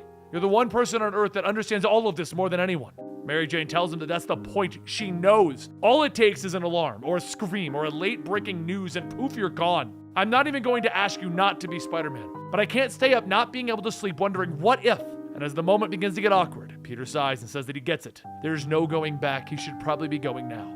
Mary Jane asks if he could possibly go out the window. No one saw him come through, and she now works with Tony Stark. Right now, it'd be easier to explain why Spidey was dropping by and not her ex-boyfriend. As Peter slides on his mask and swings out the window, there is one man who sees Spider-Man leaving Mary Jane's apartment, and that man is Norman Osborn. Also, over at Alchemex headquarters, Flash Thompson walks into Liz Allen's office, and he asks, what's up? Why did you call me? And what is Mark Raxton doing here? Liz tells him that her brother Mark is the head of Alchemex security, and they just wanted to thank him for his help. However, he's got to admit, he did screw up a little bit. The Goblin King did get away with some of Alchemex's tritium. Maybe not enough to blow up the city, but enough to make a pretty bad PR nightmare. So if he'd be a deer and turn on the Agent Anti-Venom and track that down, that'd be great. Flash tells her that that is so not cool. She knows his secret identity, he gets that, but she can't keep treating him like some kind of superpowered errand boy. Liz says that that is not at all the case. He's like her white knight. This will be the last time she asks for him, she promises.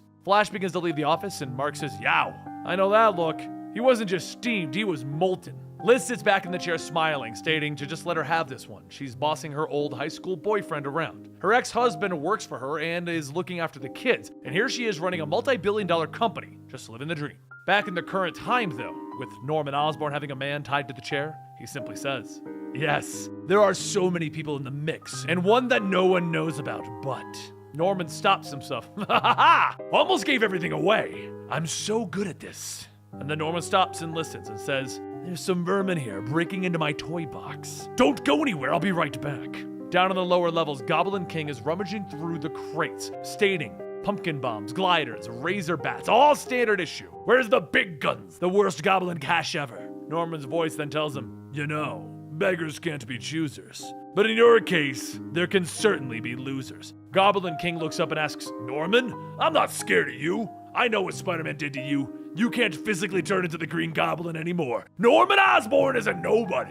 Norman asks, "Is that really any way to repay me, Phil Urich? After I took you under my wing and I made you my Goblin Knight." Goblin King pulls out his fiery sword, shouting, "I am a knight no longer. I took the best title for myself, the Goblin King." Norman catches the sword in his hand, telling him, "You never really did make a name for yourself. And you know why? It's because your heart wasn't in it." Suddenly, claws shoot out, and a loud scrunch can be heard as they rip through the Goblin King's chest. Norman begins to laugh, shouting, "See? That was funny! So why aren't you laughing?" A short while later, Norman heads back upstairs and apologizes to his guest. "Sorry about that pest control problem, but it's dealt with now." He begins to put back on his old goblin costume when the man tied up asks, "Do you really think that you can just wear that thing and beat me? No matter what you do, Spider-Man will always beat you. You put him through the worst night of his life. You threw his girlfriend off a bridge and he still came back." After hearing that, Norman stomps. "His girl? Off a bridge? The itch that I can never scratch, of course! Peter Parker is Spider-Man! The greatest weapon that I've ever had over the wall crawler is mine again! And I owe it all to you, J. Jonah Jameson." Jonah looks up from his chair in silence and then he asks, What have I done?" A short while later, over at the Daily Bugle, Peter and his science team get to work on their next story when suddenly Peter begins to feel something. But what? He can't figure it out. And seconds later, Norman comes crashing into the building shouting, "Boo! How about we just cut to the chase where Spider-Man comes out and we can just get this on with?" Peter hears Norman and says, "I knew it. That voice is Norman. But he can't change into the Goblin. How is this even possible?" He quietly runs off, and when Norman looks at Ben Urich, he tells him, "Oh, by the way, I found your nephew Phil. He's gotten really bad, rotten even. Here, maybe you can change his mind." Norman throws Ben a bag, and as he begins to open it, Betty tells him to wait, but Ben says don't worry. The shape is right, but the weight's all wrong. There's no way that this is human. And as he opens it up, he sees a statue's head, and that statue's head is made of the explosive material tritium, and it's wired to blow in 10 minutes. Everyone in the office begins to panic, and Norman begins to ask, "Why are you all asking like this? I'm the one who's lost my head!" Peter begins to shout that is enough, and he jumps in, punching Norman off of his glider. Meanwhile, over in the financial district, Flash Thompson scans the area and sees the tritium trail leading underground. He could pick the lock, but he doesn't really have to be subtle about this one. Using the anti-venom suit, it covers Flash and he leans down, ripping the underground doors off, and he heads inside, and just as he lands, he sees Goblin King's feet. He runs over asking Phil, what on earth happened? And then he runs back upstairs to see Jonah struggling with his restraints. Flash asks, what is he doing here? And Jonah says, what does it look like? Now here, get me out of this mess. We don't have much time. Certain people are in danger. We have to warn them. Also, at this time, over at Liz Allen's apartment in Central Park West, Liz picks up her younger son, Stanley, asking, "Oh, look at this cutie." Normie sighs, playing with his truck, stating, "It's always about Stanley." And just then, Liz's phone goes off, and as she answers, she waits for a moment and then tells Harry that Flash just called. His father is here, in the city. Harry grabs the kid, stating, "We have to call the police." And Liz tells him, no, Alchemax security would be better. However, Emma, the nanny, says that there is no time. She will take the children. And Liz asks, excuse me? Who do you think you are? You're a nobody. Emma takes out the gun and fires 3 darts into Liz, Harry, and Mark. She then picks up Stanley and grabs Norman by the hand, telling them that she's had enough of this and they're leaving right now. Back over at the Daily Bugle, Peter continues to fight off Norman, but as the timer on the bomb approaches, Peter begins to wrap the bomb up in his webbing, and Norman begins to shout, "Hey, no fair, you meddlesome son of a..." Peter tells him, haha, language. Now, see what I did? Now Spider-Man is going to have to retreat to his safe space. Peter begins to create a web cocoon around himself, and as he silently counts down to 1, the top floors of the Daily Bugle explode! As the smoke begins to clear, Peter gets back up looking around stating, okay, the neighboring buildings are still standing. This may have worked. I may have saved everyone? And just then Norman calls out to Peter by saying, Parker. Peter runs over and sees Norman's body impaled by one of the steel beams, and he realizes that Norman knew, and he's dying. Oh God. He knew. Who told him? Norman tells him, it doesn't matter now, does it? Please, I don't have much time. There's something I have to tell you. A man's only as good as his enemies. I've always been driven, but you pushed me beyond. More than anyone could ever could. Thank you, Peter, for everything. Peter tells him that he's sorry. He really wished that there was something that he could have done. And just then the ground begins to change and Norman begins to laugh, telling him,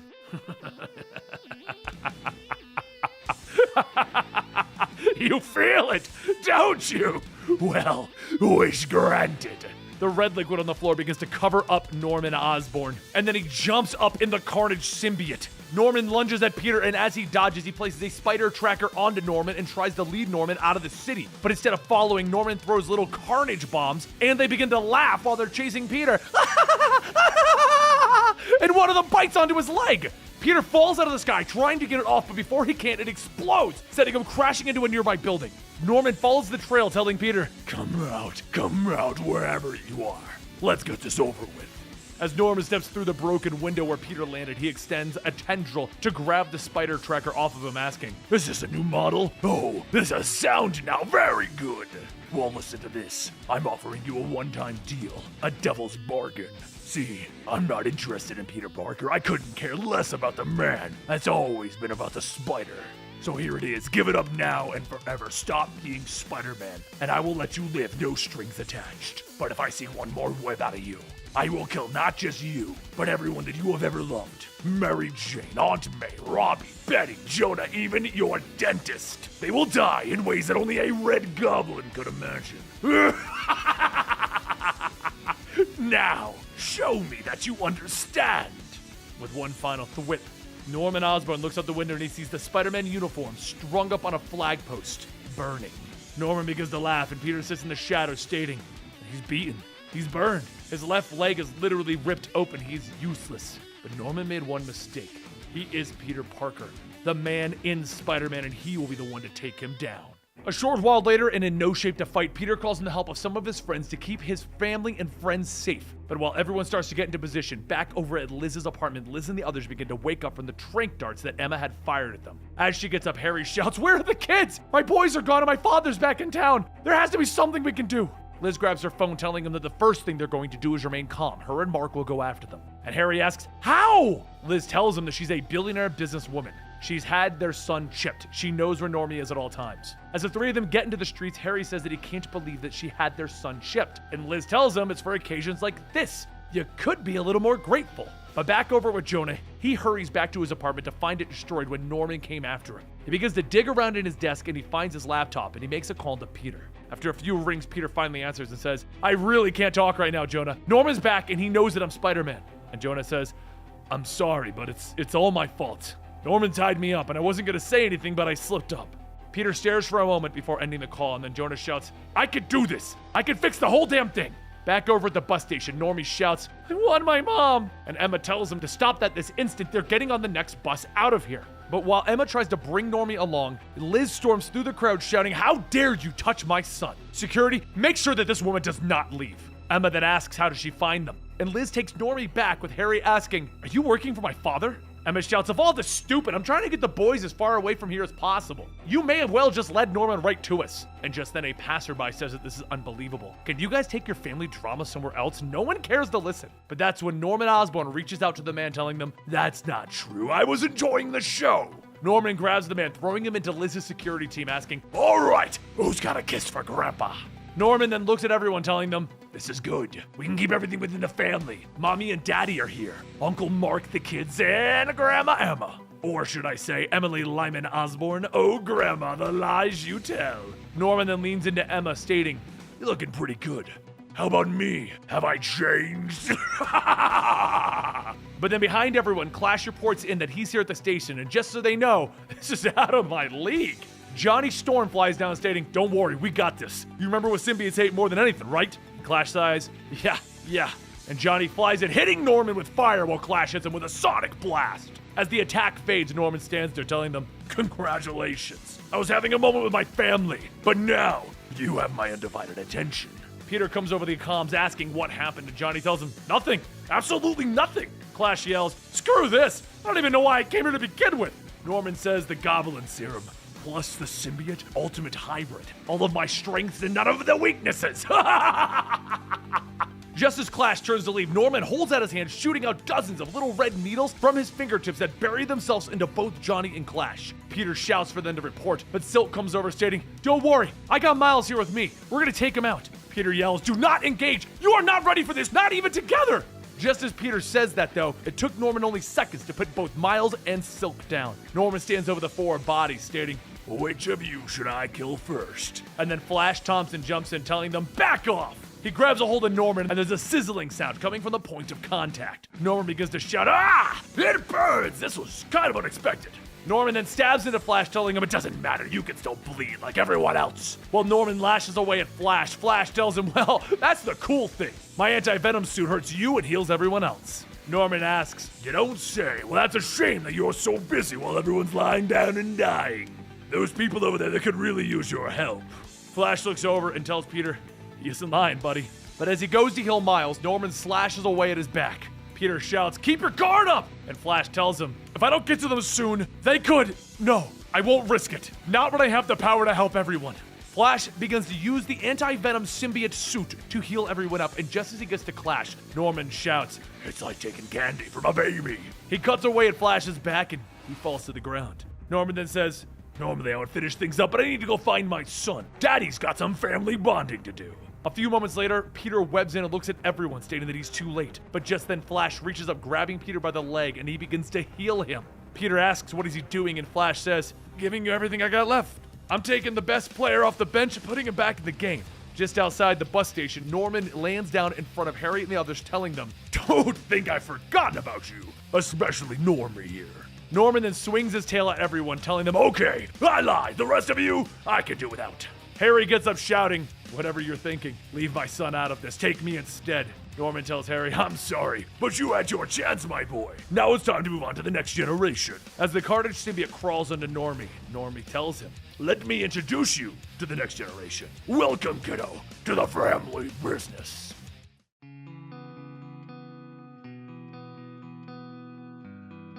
Back over at the bus station, Peter begins to help up Flash and tell everyone to sound off. Is everyone even still alive? Clash rolls over and tells them, "You suck." While everyone begins to get back up, Silk says that there's something important that she has to say. It's about Jonah. He heard them talking over the comms. He wants to help. Peter tells her no. He's done enough already. Jameis's screw up is the reason we're even in this mess. And for that, he shouldn't have brought you into this either. Flash could stay here and fix you all up while I take out Norman. Flash gets up telling him that he would rather help him. And Peter webs off telling him, "Not a chance, soldier. That's an order. You've already done enough." As Peter swings outside, Harry shouts to him, telling him, "Norman just took Normie and infected him. You need to do something." Peter says that there's no sign of them anywhere. And if Norman did cover Normie with a symbiote, there's really no way that he can track him down. Liz says that's fine. She already knows where they're headed. Alchemex. Before he left, he mentions something about handing over the family business. Peter tells her that that must be his endgame. Her company absorbed Oscorp. Harry shouts that he's got to do something. And Peter stops him, telling him, Whoa. I can take care of this. We're going to get Normie back. Don't worry." Peter then turns to Mark and asks, does Alchemex have any more of that artificial anti-venom? Mark says that they're not supposed to, but it's kept in a new lab over on South Street. While Peter heads over there, Jonah continues trying to figure out ways to help, and while he looks over all of his files, he notices something. There are articles of venom popping up, and the photos came from someone named Sim. Jonah asks how could he be that stupid? I mean, he can't, can he? A few moments later, over at the fact sheet, a phone rings and someone answers it, calling out phone call for Mr. Sim. As Eddie Brock takes the phone, Jonah asks, "Mr. Sim, are you serious? Is your first name B.O.T.? Anyway, I'm glad I got a hold of you. There's something that you and your better half need to do. And don't worry, it's for a good cause." Venom starts to cover Eddie's face and he says, "We're listening." As the night begins to set, Peter begins to sneak into the lab over on South Street and he finds the security team is already dead. He runs in to find the vault where the anti-venom is being kept, and as he goes inside, he finds it empty. Just then a carnage bomb flies through the air, and through it, Norman says, "We had a deal. Now that you put back on the suit, looks like everyone needs to die." Peter shouts, "Don't you dare!" And the bomb explodes, throwing Peter against the wall, and he calls out to May and Mary Jane before passing out. A short while later, over at Stark Tower, Mary Jane gets ready to leave for the night when suddenly, the window breaks open and a voice tells her, "Stop right where you are." She hits the security panel, telling the building to activate the Watson protocol, and as flames begin to shoot out, Eddie shouts, "Stop! Not Osborn! We're to help, damn it!" Mary Jane says that she was not expecting Venom. And just then, Norman flies in on his glider asking, "Fire and sound? Shoddy work. Someone clearly didn't get the memo. Those may work on the competition, but not me." Eddie whips back, knocking Norman off of his glider, telling him, "We're not competition. We are her protector." While Eddie tries to hold Norman back, he tells Mary Jane that he would greatly appreciate it if she would turn off the sonics and flames, since we're trying to save you. Mary Jane reaches back to deactivate the security panel, and Eddie tells her, "Thank you." While the fight over at Stark Tower begins, Aunt May hears a knock at the door, and when she opens it, she finds little Normie standing there. May asks what is he doing here, and Normie says that he was out playing and got lost. Can he come in? May tells him, of course, just let her call his mother. She must be worried sick. And while May has her back turned, Norman begins to change and he lunges, but then he's stopped by two mechanical arms reaching out, slamming him into the wall. The arm slams little Normie repeatedly, and a voice tells him, "You will not dare lay a hand on this woman." As Doc Ock picks up Normie, he says, "That woman is forever under my care. If you want her, you must face the wrath of Dr. Octopus." May runs out in front of Ock asking, "What are you doing? Normie is just a child." And Ock tells her, "He is no mere child." Normie begins to get up and he begins to change and he says, "He's got me there. They call me Goblin Child." Back over at Stark Tower, Peter swings in to see Venom and Norman fighting. And as he lands, he sees Mary Jane slide on an Iron Man glove. He asks, "What does it do?" And she tells him, "Yeah, it's a repulsor glove. It's the one place where I'm actually armed. And with Norman and a Carnage symbiote, we're gonna need some help." Peter heads into the fight, stating, "Thanks for the vote of confidence." Peter punches Norman as he thinks to himself that there has to be a weakness somewhere. Every living, breathing thing, breathing. That's it. He punches Norman in the throat, and as Norman coughs, he tells him, "Ha ha ha, good try, but you're sticking your hand where it doesn't belong." And he turns, biting into Peter's wrist. Mary Jane powers up her glove, hitting Norman, and as the blast hits him, Norman laughs, telling him, "Looks like you're doing more harm to Venom than anyone." As Mary Jane stops attacking, Norman holds out his hand and he hits her with the same attack that he hit Johnny and Clash with. The needles begin to stick into her body, and Norman jumps onto his glider, stating, "Look at the time! I need to go pick up my grandson. I'm being such a bad grandpa." Peter shouts, asking, "Where's Normie?" And Norman asks, "Oh, didn't I tell you? I sent him over to play with Aunt May. Though, the old bat may be dead at her feet now." As he begins to fly away, Peter gets ready to follow when he notices that Norman bit through his web shooter. And Eddie then asks, "Hang on, if you want a fighting chance, you're gonna need all the help you can get. Take the Venom symbiote with you." Peter asks him, "What? There's no way in hell I'm doing that." And Eddie tells him, "We got some good hits in on him with the suit. And Spider-Man, you're just a guy. The Goblin got an upgrade, so it's time for you to get one. Take my symbiote." Mary Jane gets up telling him that he's right. No one loathes that thing more than her, but May Parker is in danger. He needs this. As Venom starts to climb up onto Peter, he thinks that this is a stupid plan, merging with Venom again? But a few seconds later, he swings out stating, "So it's the two of us again, huh? Gotta say, I already feel stronger and faster. This might work." Meanwhile, over at the Columbia University Medical Center, Flash continues helping those that were in the fight with Norman. As one of the doctors begins to take off Silk's mask, Flash yells, "Whoa! The masks stay on! If you need anything, cut through the fabric." Clash begins to scream in pain, and Flash tells him to take it easy. He's got him. Whatever the Goblin's done to them, it's way worse than they thought. Meanwhile, over at May's apartment, Otto continues to struggle with Normie, and to try and help, May breaks a chair over the kid. She shouts that she used to bake him cookies, and Normie yells, "Yeah, and you put raisins in them! You deserve to die!" Just as Normie gets back up to attack her, there's a loud boom, and through her door, Jonah steps in with a spider slayer stating J. Jonah Jameson is here to save the day. This suit is no match for these miscreants. As Jonah punches Normie, Norman flies in shouting that the child is the blood of my blood. He's destined for greatness, to rule over all of you in my name. Norman then tosses Otto to the side, and he stabs into the Spider Slayer suit, deactivating it. As both Otto Octavius and Jonah Jameson lay defeated, Norman looks over at May, stating that he is so sorry. I'm just losing my head when it comes to family, you know. Norman asks, what are we gonna do? And Norman tells him, Yes, we're going to leave Spider-Man a message. A few moments later, Spider-Man swings down just as Norman and Normie are flying away. But before Peter can attack, Norman tells him, You may want to check on May while you can. Peter heads inside, and the first thing that he sees is Jonah's Spider Slayer suit, asking, what is this thing doing here? Jonah says that he tried his best, but he's afraid it wasn't enough. Before Jonah could go on, Peter stomps on the screen, and Jonah shouts from his apartment, Damn it! There must be something I can do. Peter calls out to May, and as she answers, she holds Otto's body, both of them covered in Norman's spines. Peter looks at Otto, and May says that Otto saved her. And Peter says that's unbelievable. May tells him it's not. Anyone can be a hero. He taught her that. Peter looks at Otto and asks, why? Last time we met, you cost me everything. Otto says, why do you think? I still have your memories rattling around in my head. Your simpleton sensibilities of right and wrong. Peter gets up and tells May that they both need to check out. But don't worry, he's gonna save Normie. He swears it. A short while later, over the Alchemex building, Norman and Normie head inside and make their way to Liz's office, where her and Mark are waiting. Liz asks Normie if he's okay, and Norman tells her, Eyes over here, the boy is fine. He's better than fine, actually. Liz tells him that that's enough small talk. He made it clear that this meeting was about him gaining control in exchange for her son back. Right here's all the paperwork that he would ever need to control this company. There's no legal way to just hand her company over. What does he think this is, Parker Industries? Norman tells her, That's one thing. There's a beneficiary clause, so once you're gone, your company falls to our little prince over here, Normie. Well, him and his loving legal guardian. Norman grabs the table and cracks it at Mark, stating, Scratch that! His only living legal guardian. Pay attention, boy! This is how at Osborne tables a discussion.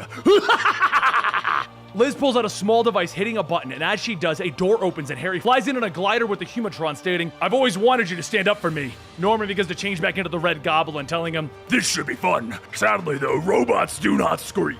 Harry flies by, grabbing Normie by the arm, telling him, I got you. And Normie starts to change, telling him, You left me! You should just go back to the love you actually love. Normie claws away at Harry, and Harry tells him, You can fight all you want, but I'm never letting you go, son. Norman then throws a small bomb, knocking Harry off of his glider, telling him, I am so done with the both of you. Time to say goodbye. Norman picks Liz up by her neck, throwing her out the window, asking, What is it with me and blondes in high places? Both Harry and Normie shout for Liz, and Norman tells Normie, Oh, boo-hoo, be bigger than this chump. It's time to grow up. But just then, Spider-Man swings in with Liz, stating, Or not, sorry Goblin, you don't get to win that way, not twice. Normie looks at Norman and attacks him, shouting, This is supposed to be about Spider-Man being a bad guy, but he was you all along. Norman then changes his hand into an axe and he grabs Normie, telling him, Fine, I will just cut you out of the plan altogether.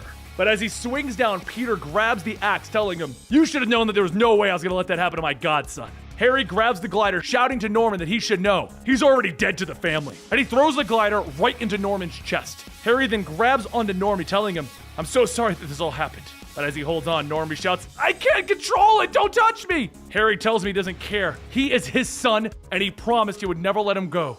And slowly, the symbiote fades away. As Norman stops the glider, he grabs it, covering it with the symbiote, stating, I've had enough of this. You're always getting in the way, and I'm going to devour you whole. Norman takes the glider, flying it into Peter, knocking him out the window, and as he chases him, he starts lobbing carnage bombs. Peter starts to swing to avoid them, and he says, You said you were going to kill everyone I ever loved, but you failed every time. And Norman asks him, Is that so? Well, I did more than just lay a finger on them. In fact, I left little pieces of myself in them. Those tiny shards, all at the snap of a finger, will travel into their bodies and into their brains and stab them like little daggers. So, how about we see what happens? And just like that, Norman snaps his fingers. A few moments pass, and Norman says that he should be feeling at their pain and torment, but there's nothing. How? Flash jumps out with most of his anti-venom gone from healing everyone, and he says, Yeah, you want to give someone some credit for that defensive play of the year? That's gonna be me. Peter looks at Flash and asks, What the hell happened?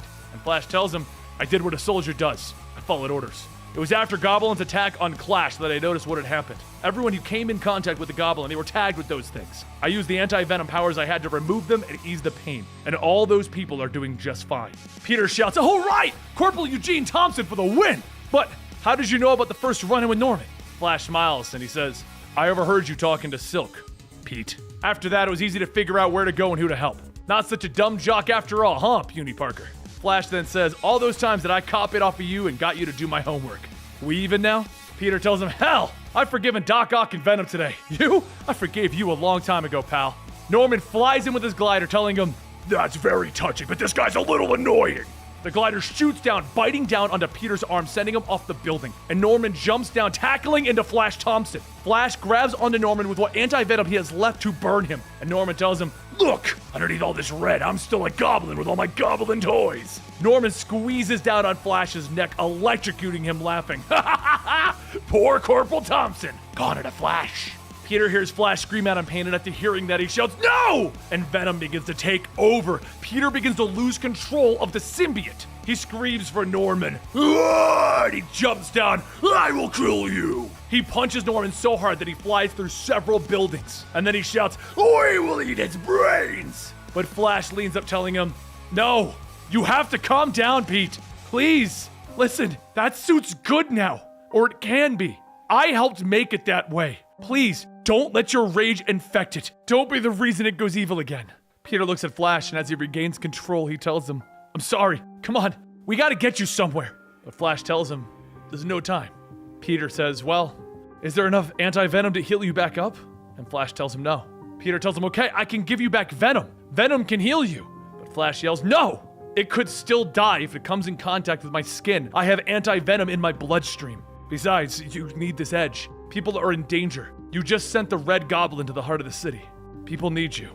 They need Peter Parker, the amazing Spider-Man. My hero. My friend. And as the last breath leaves Flash's lips, Peter could not even think of what to say.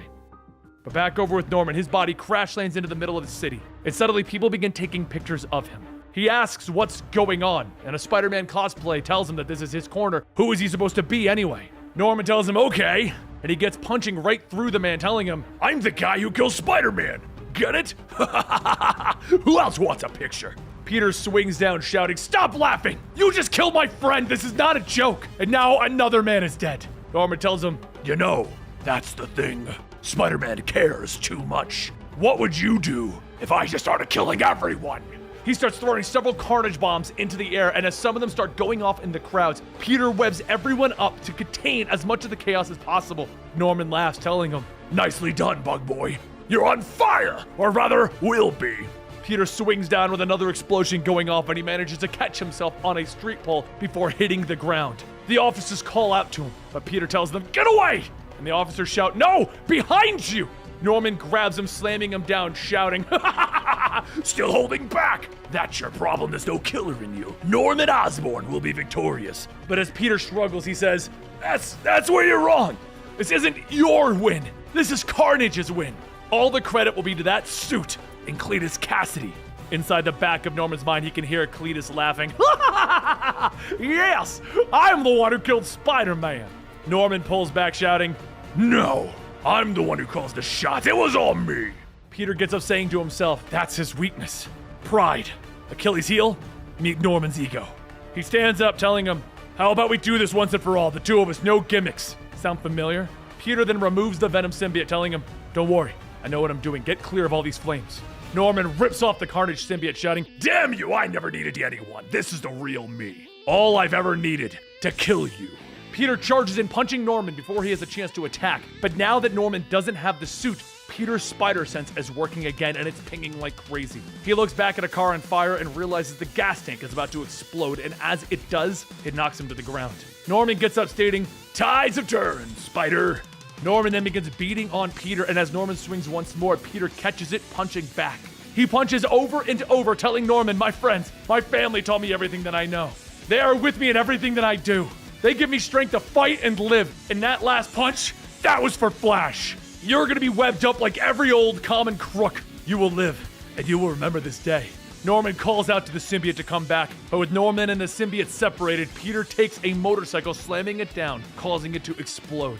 As he's knocked away, Peter gets up, saying again with the gas tank, did it work? Norman, show your colors. Are you red or green? Norman leans up and begins to speak, but he's talking in gibberish. Peter says, maybe that's a win? All the people he's hurt, no more. But through the fire, Jonah walks up holding out a gun, telling Norman, You're not fooling anyone with that act. This ends now. Peter shouts, Jonah, what are you doing? Put the gun down. And Jonah says, I'm not stupid. I know how this works. He's just gonna come back and take someone else. This must end now. Jonah pulls the trigger and the gun goes off. Peter jumps in the way, shouting, I won't let you! And Jonah asks why. And Peter tells him, because I could. It means I have to. Because with great power comes great responsibility. To everyone, even the worst of us. Later, once Norman is taken to solitary confinement, John Jameson tells Peter that he's breaking a lot of rules since he isn't an Avenger anymore. And Peter says he knows. He just needs to check on something. Peter stands in front of Norman's cell and he asks, have you told anyone? And Norman says, I know your secret. The world's biggest screw up. You're Norman Osborn. Peter pauses and tells him, okay. And who are you? And Norman says, my name is Cletus Cassidy. Peter turns around telling him, yeah, we're done here. Slowly, things begin to go back to normal. Liz used Alchemex and Dr. Steve to create a method to remove the last bits of the Carnage symbiote from Norman. As Norman comes off the table, Harry hugs him, telling him that he swears he's going to make their name mean something good. He will not be like his father. He will love him no matter what. And Normie asks, no matter what? And Harry tells him, yeah. As Normie hugs Harry back, a little glint of red shinies are in Normie's eye. And he says, that's good to know. However, with everyone moving on, the one day that people didn't want to come, comes. The day that the son, brother, high school football star, and the head of the Spider-Man fan club was finally put to rest. Peter steps forward to Flash Thompson's casket. And he says, Flash was so many things. But who am I kidding? He was a bully, and he was my bully. When I think back to all of the lockers that I was shoved into, it also makes me realize that bullies don't come out of nowhere. Someone always hurts them first. I didn't find that out about Flash until many years later. And then on that day, things changed. Flash once said that he found a hero to look up to, so he started a life of service. He helped his fellow man, and he saved so many lives, protecting others in ways that people will never know about. He became a man that we can all be proud of. He himself became somewhat of a bully, but things can change, so maybe one day, I can become a man that Eugene Flash Thompson would be proud of. Even though we were friends, there was one thing that I never told him, and that was that I am his #1 fan. He was the hero that I look up to. As the services start to end, everyone begins to leave, except one man, Jonah. He stares down and May tells Peter that he should go talk to him. They're family, and Jonah needs help. Peter waits for everyone else to leave and then he walks up to him, telling him that once when he was 15, he made a mistake that others paid for. He's felt that weight since he was 15. It doesn't help, but if he was here, he would forgive him. Everyone that you love, they would forgive you. That's what they do. It's what we do.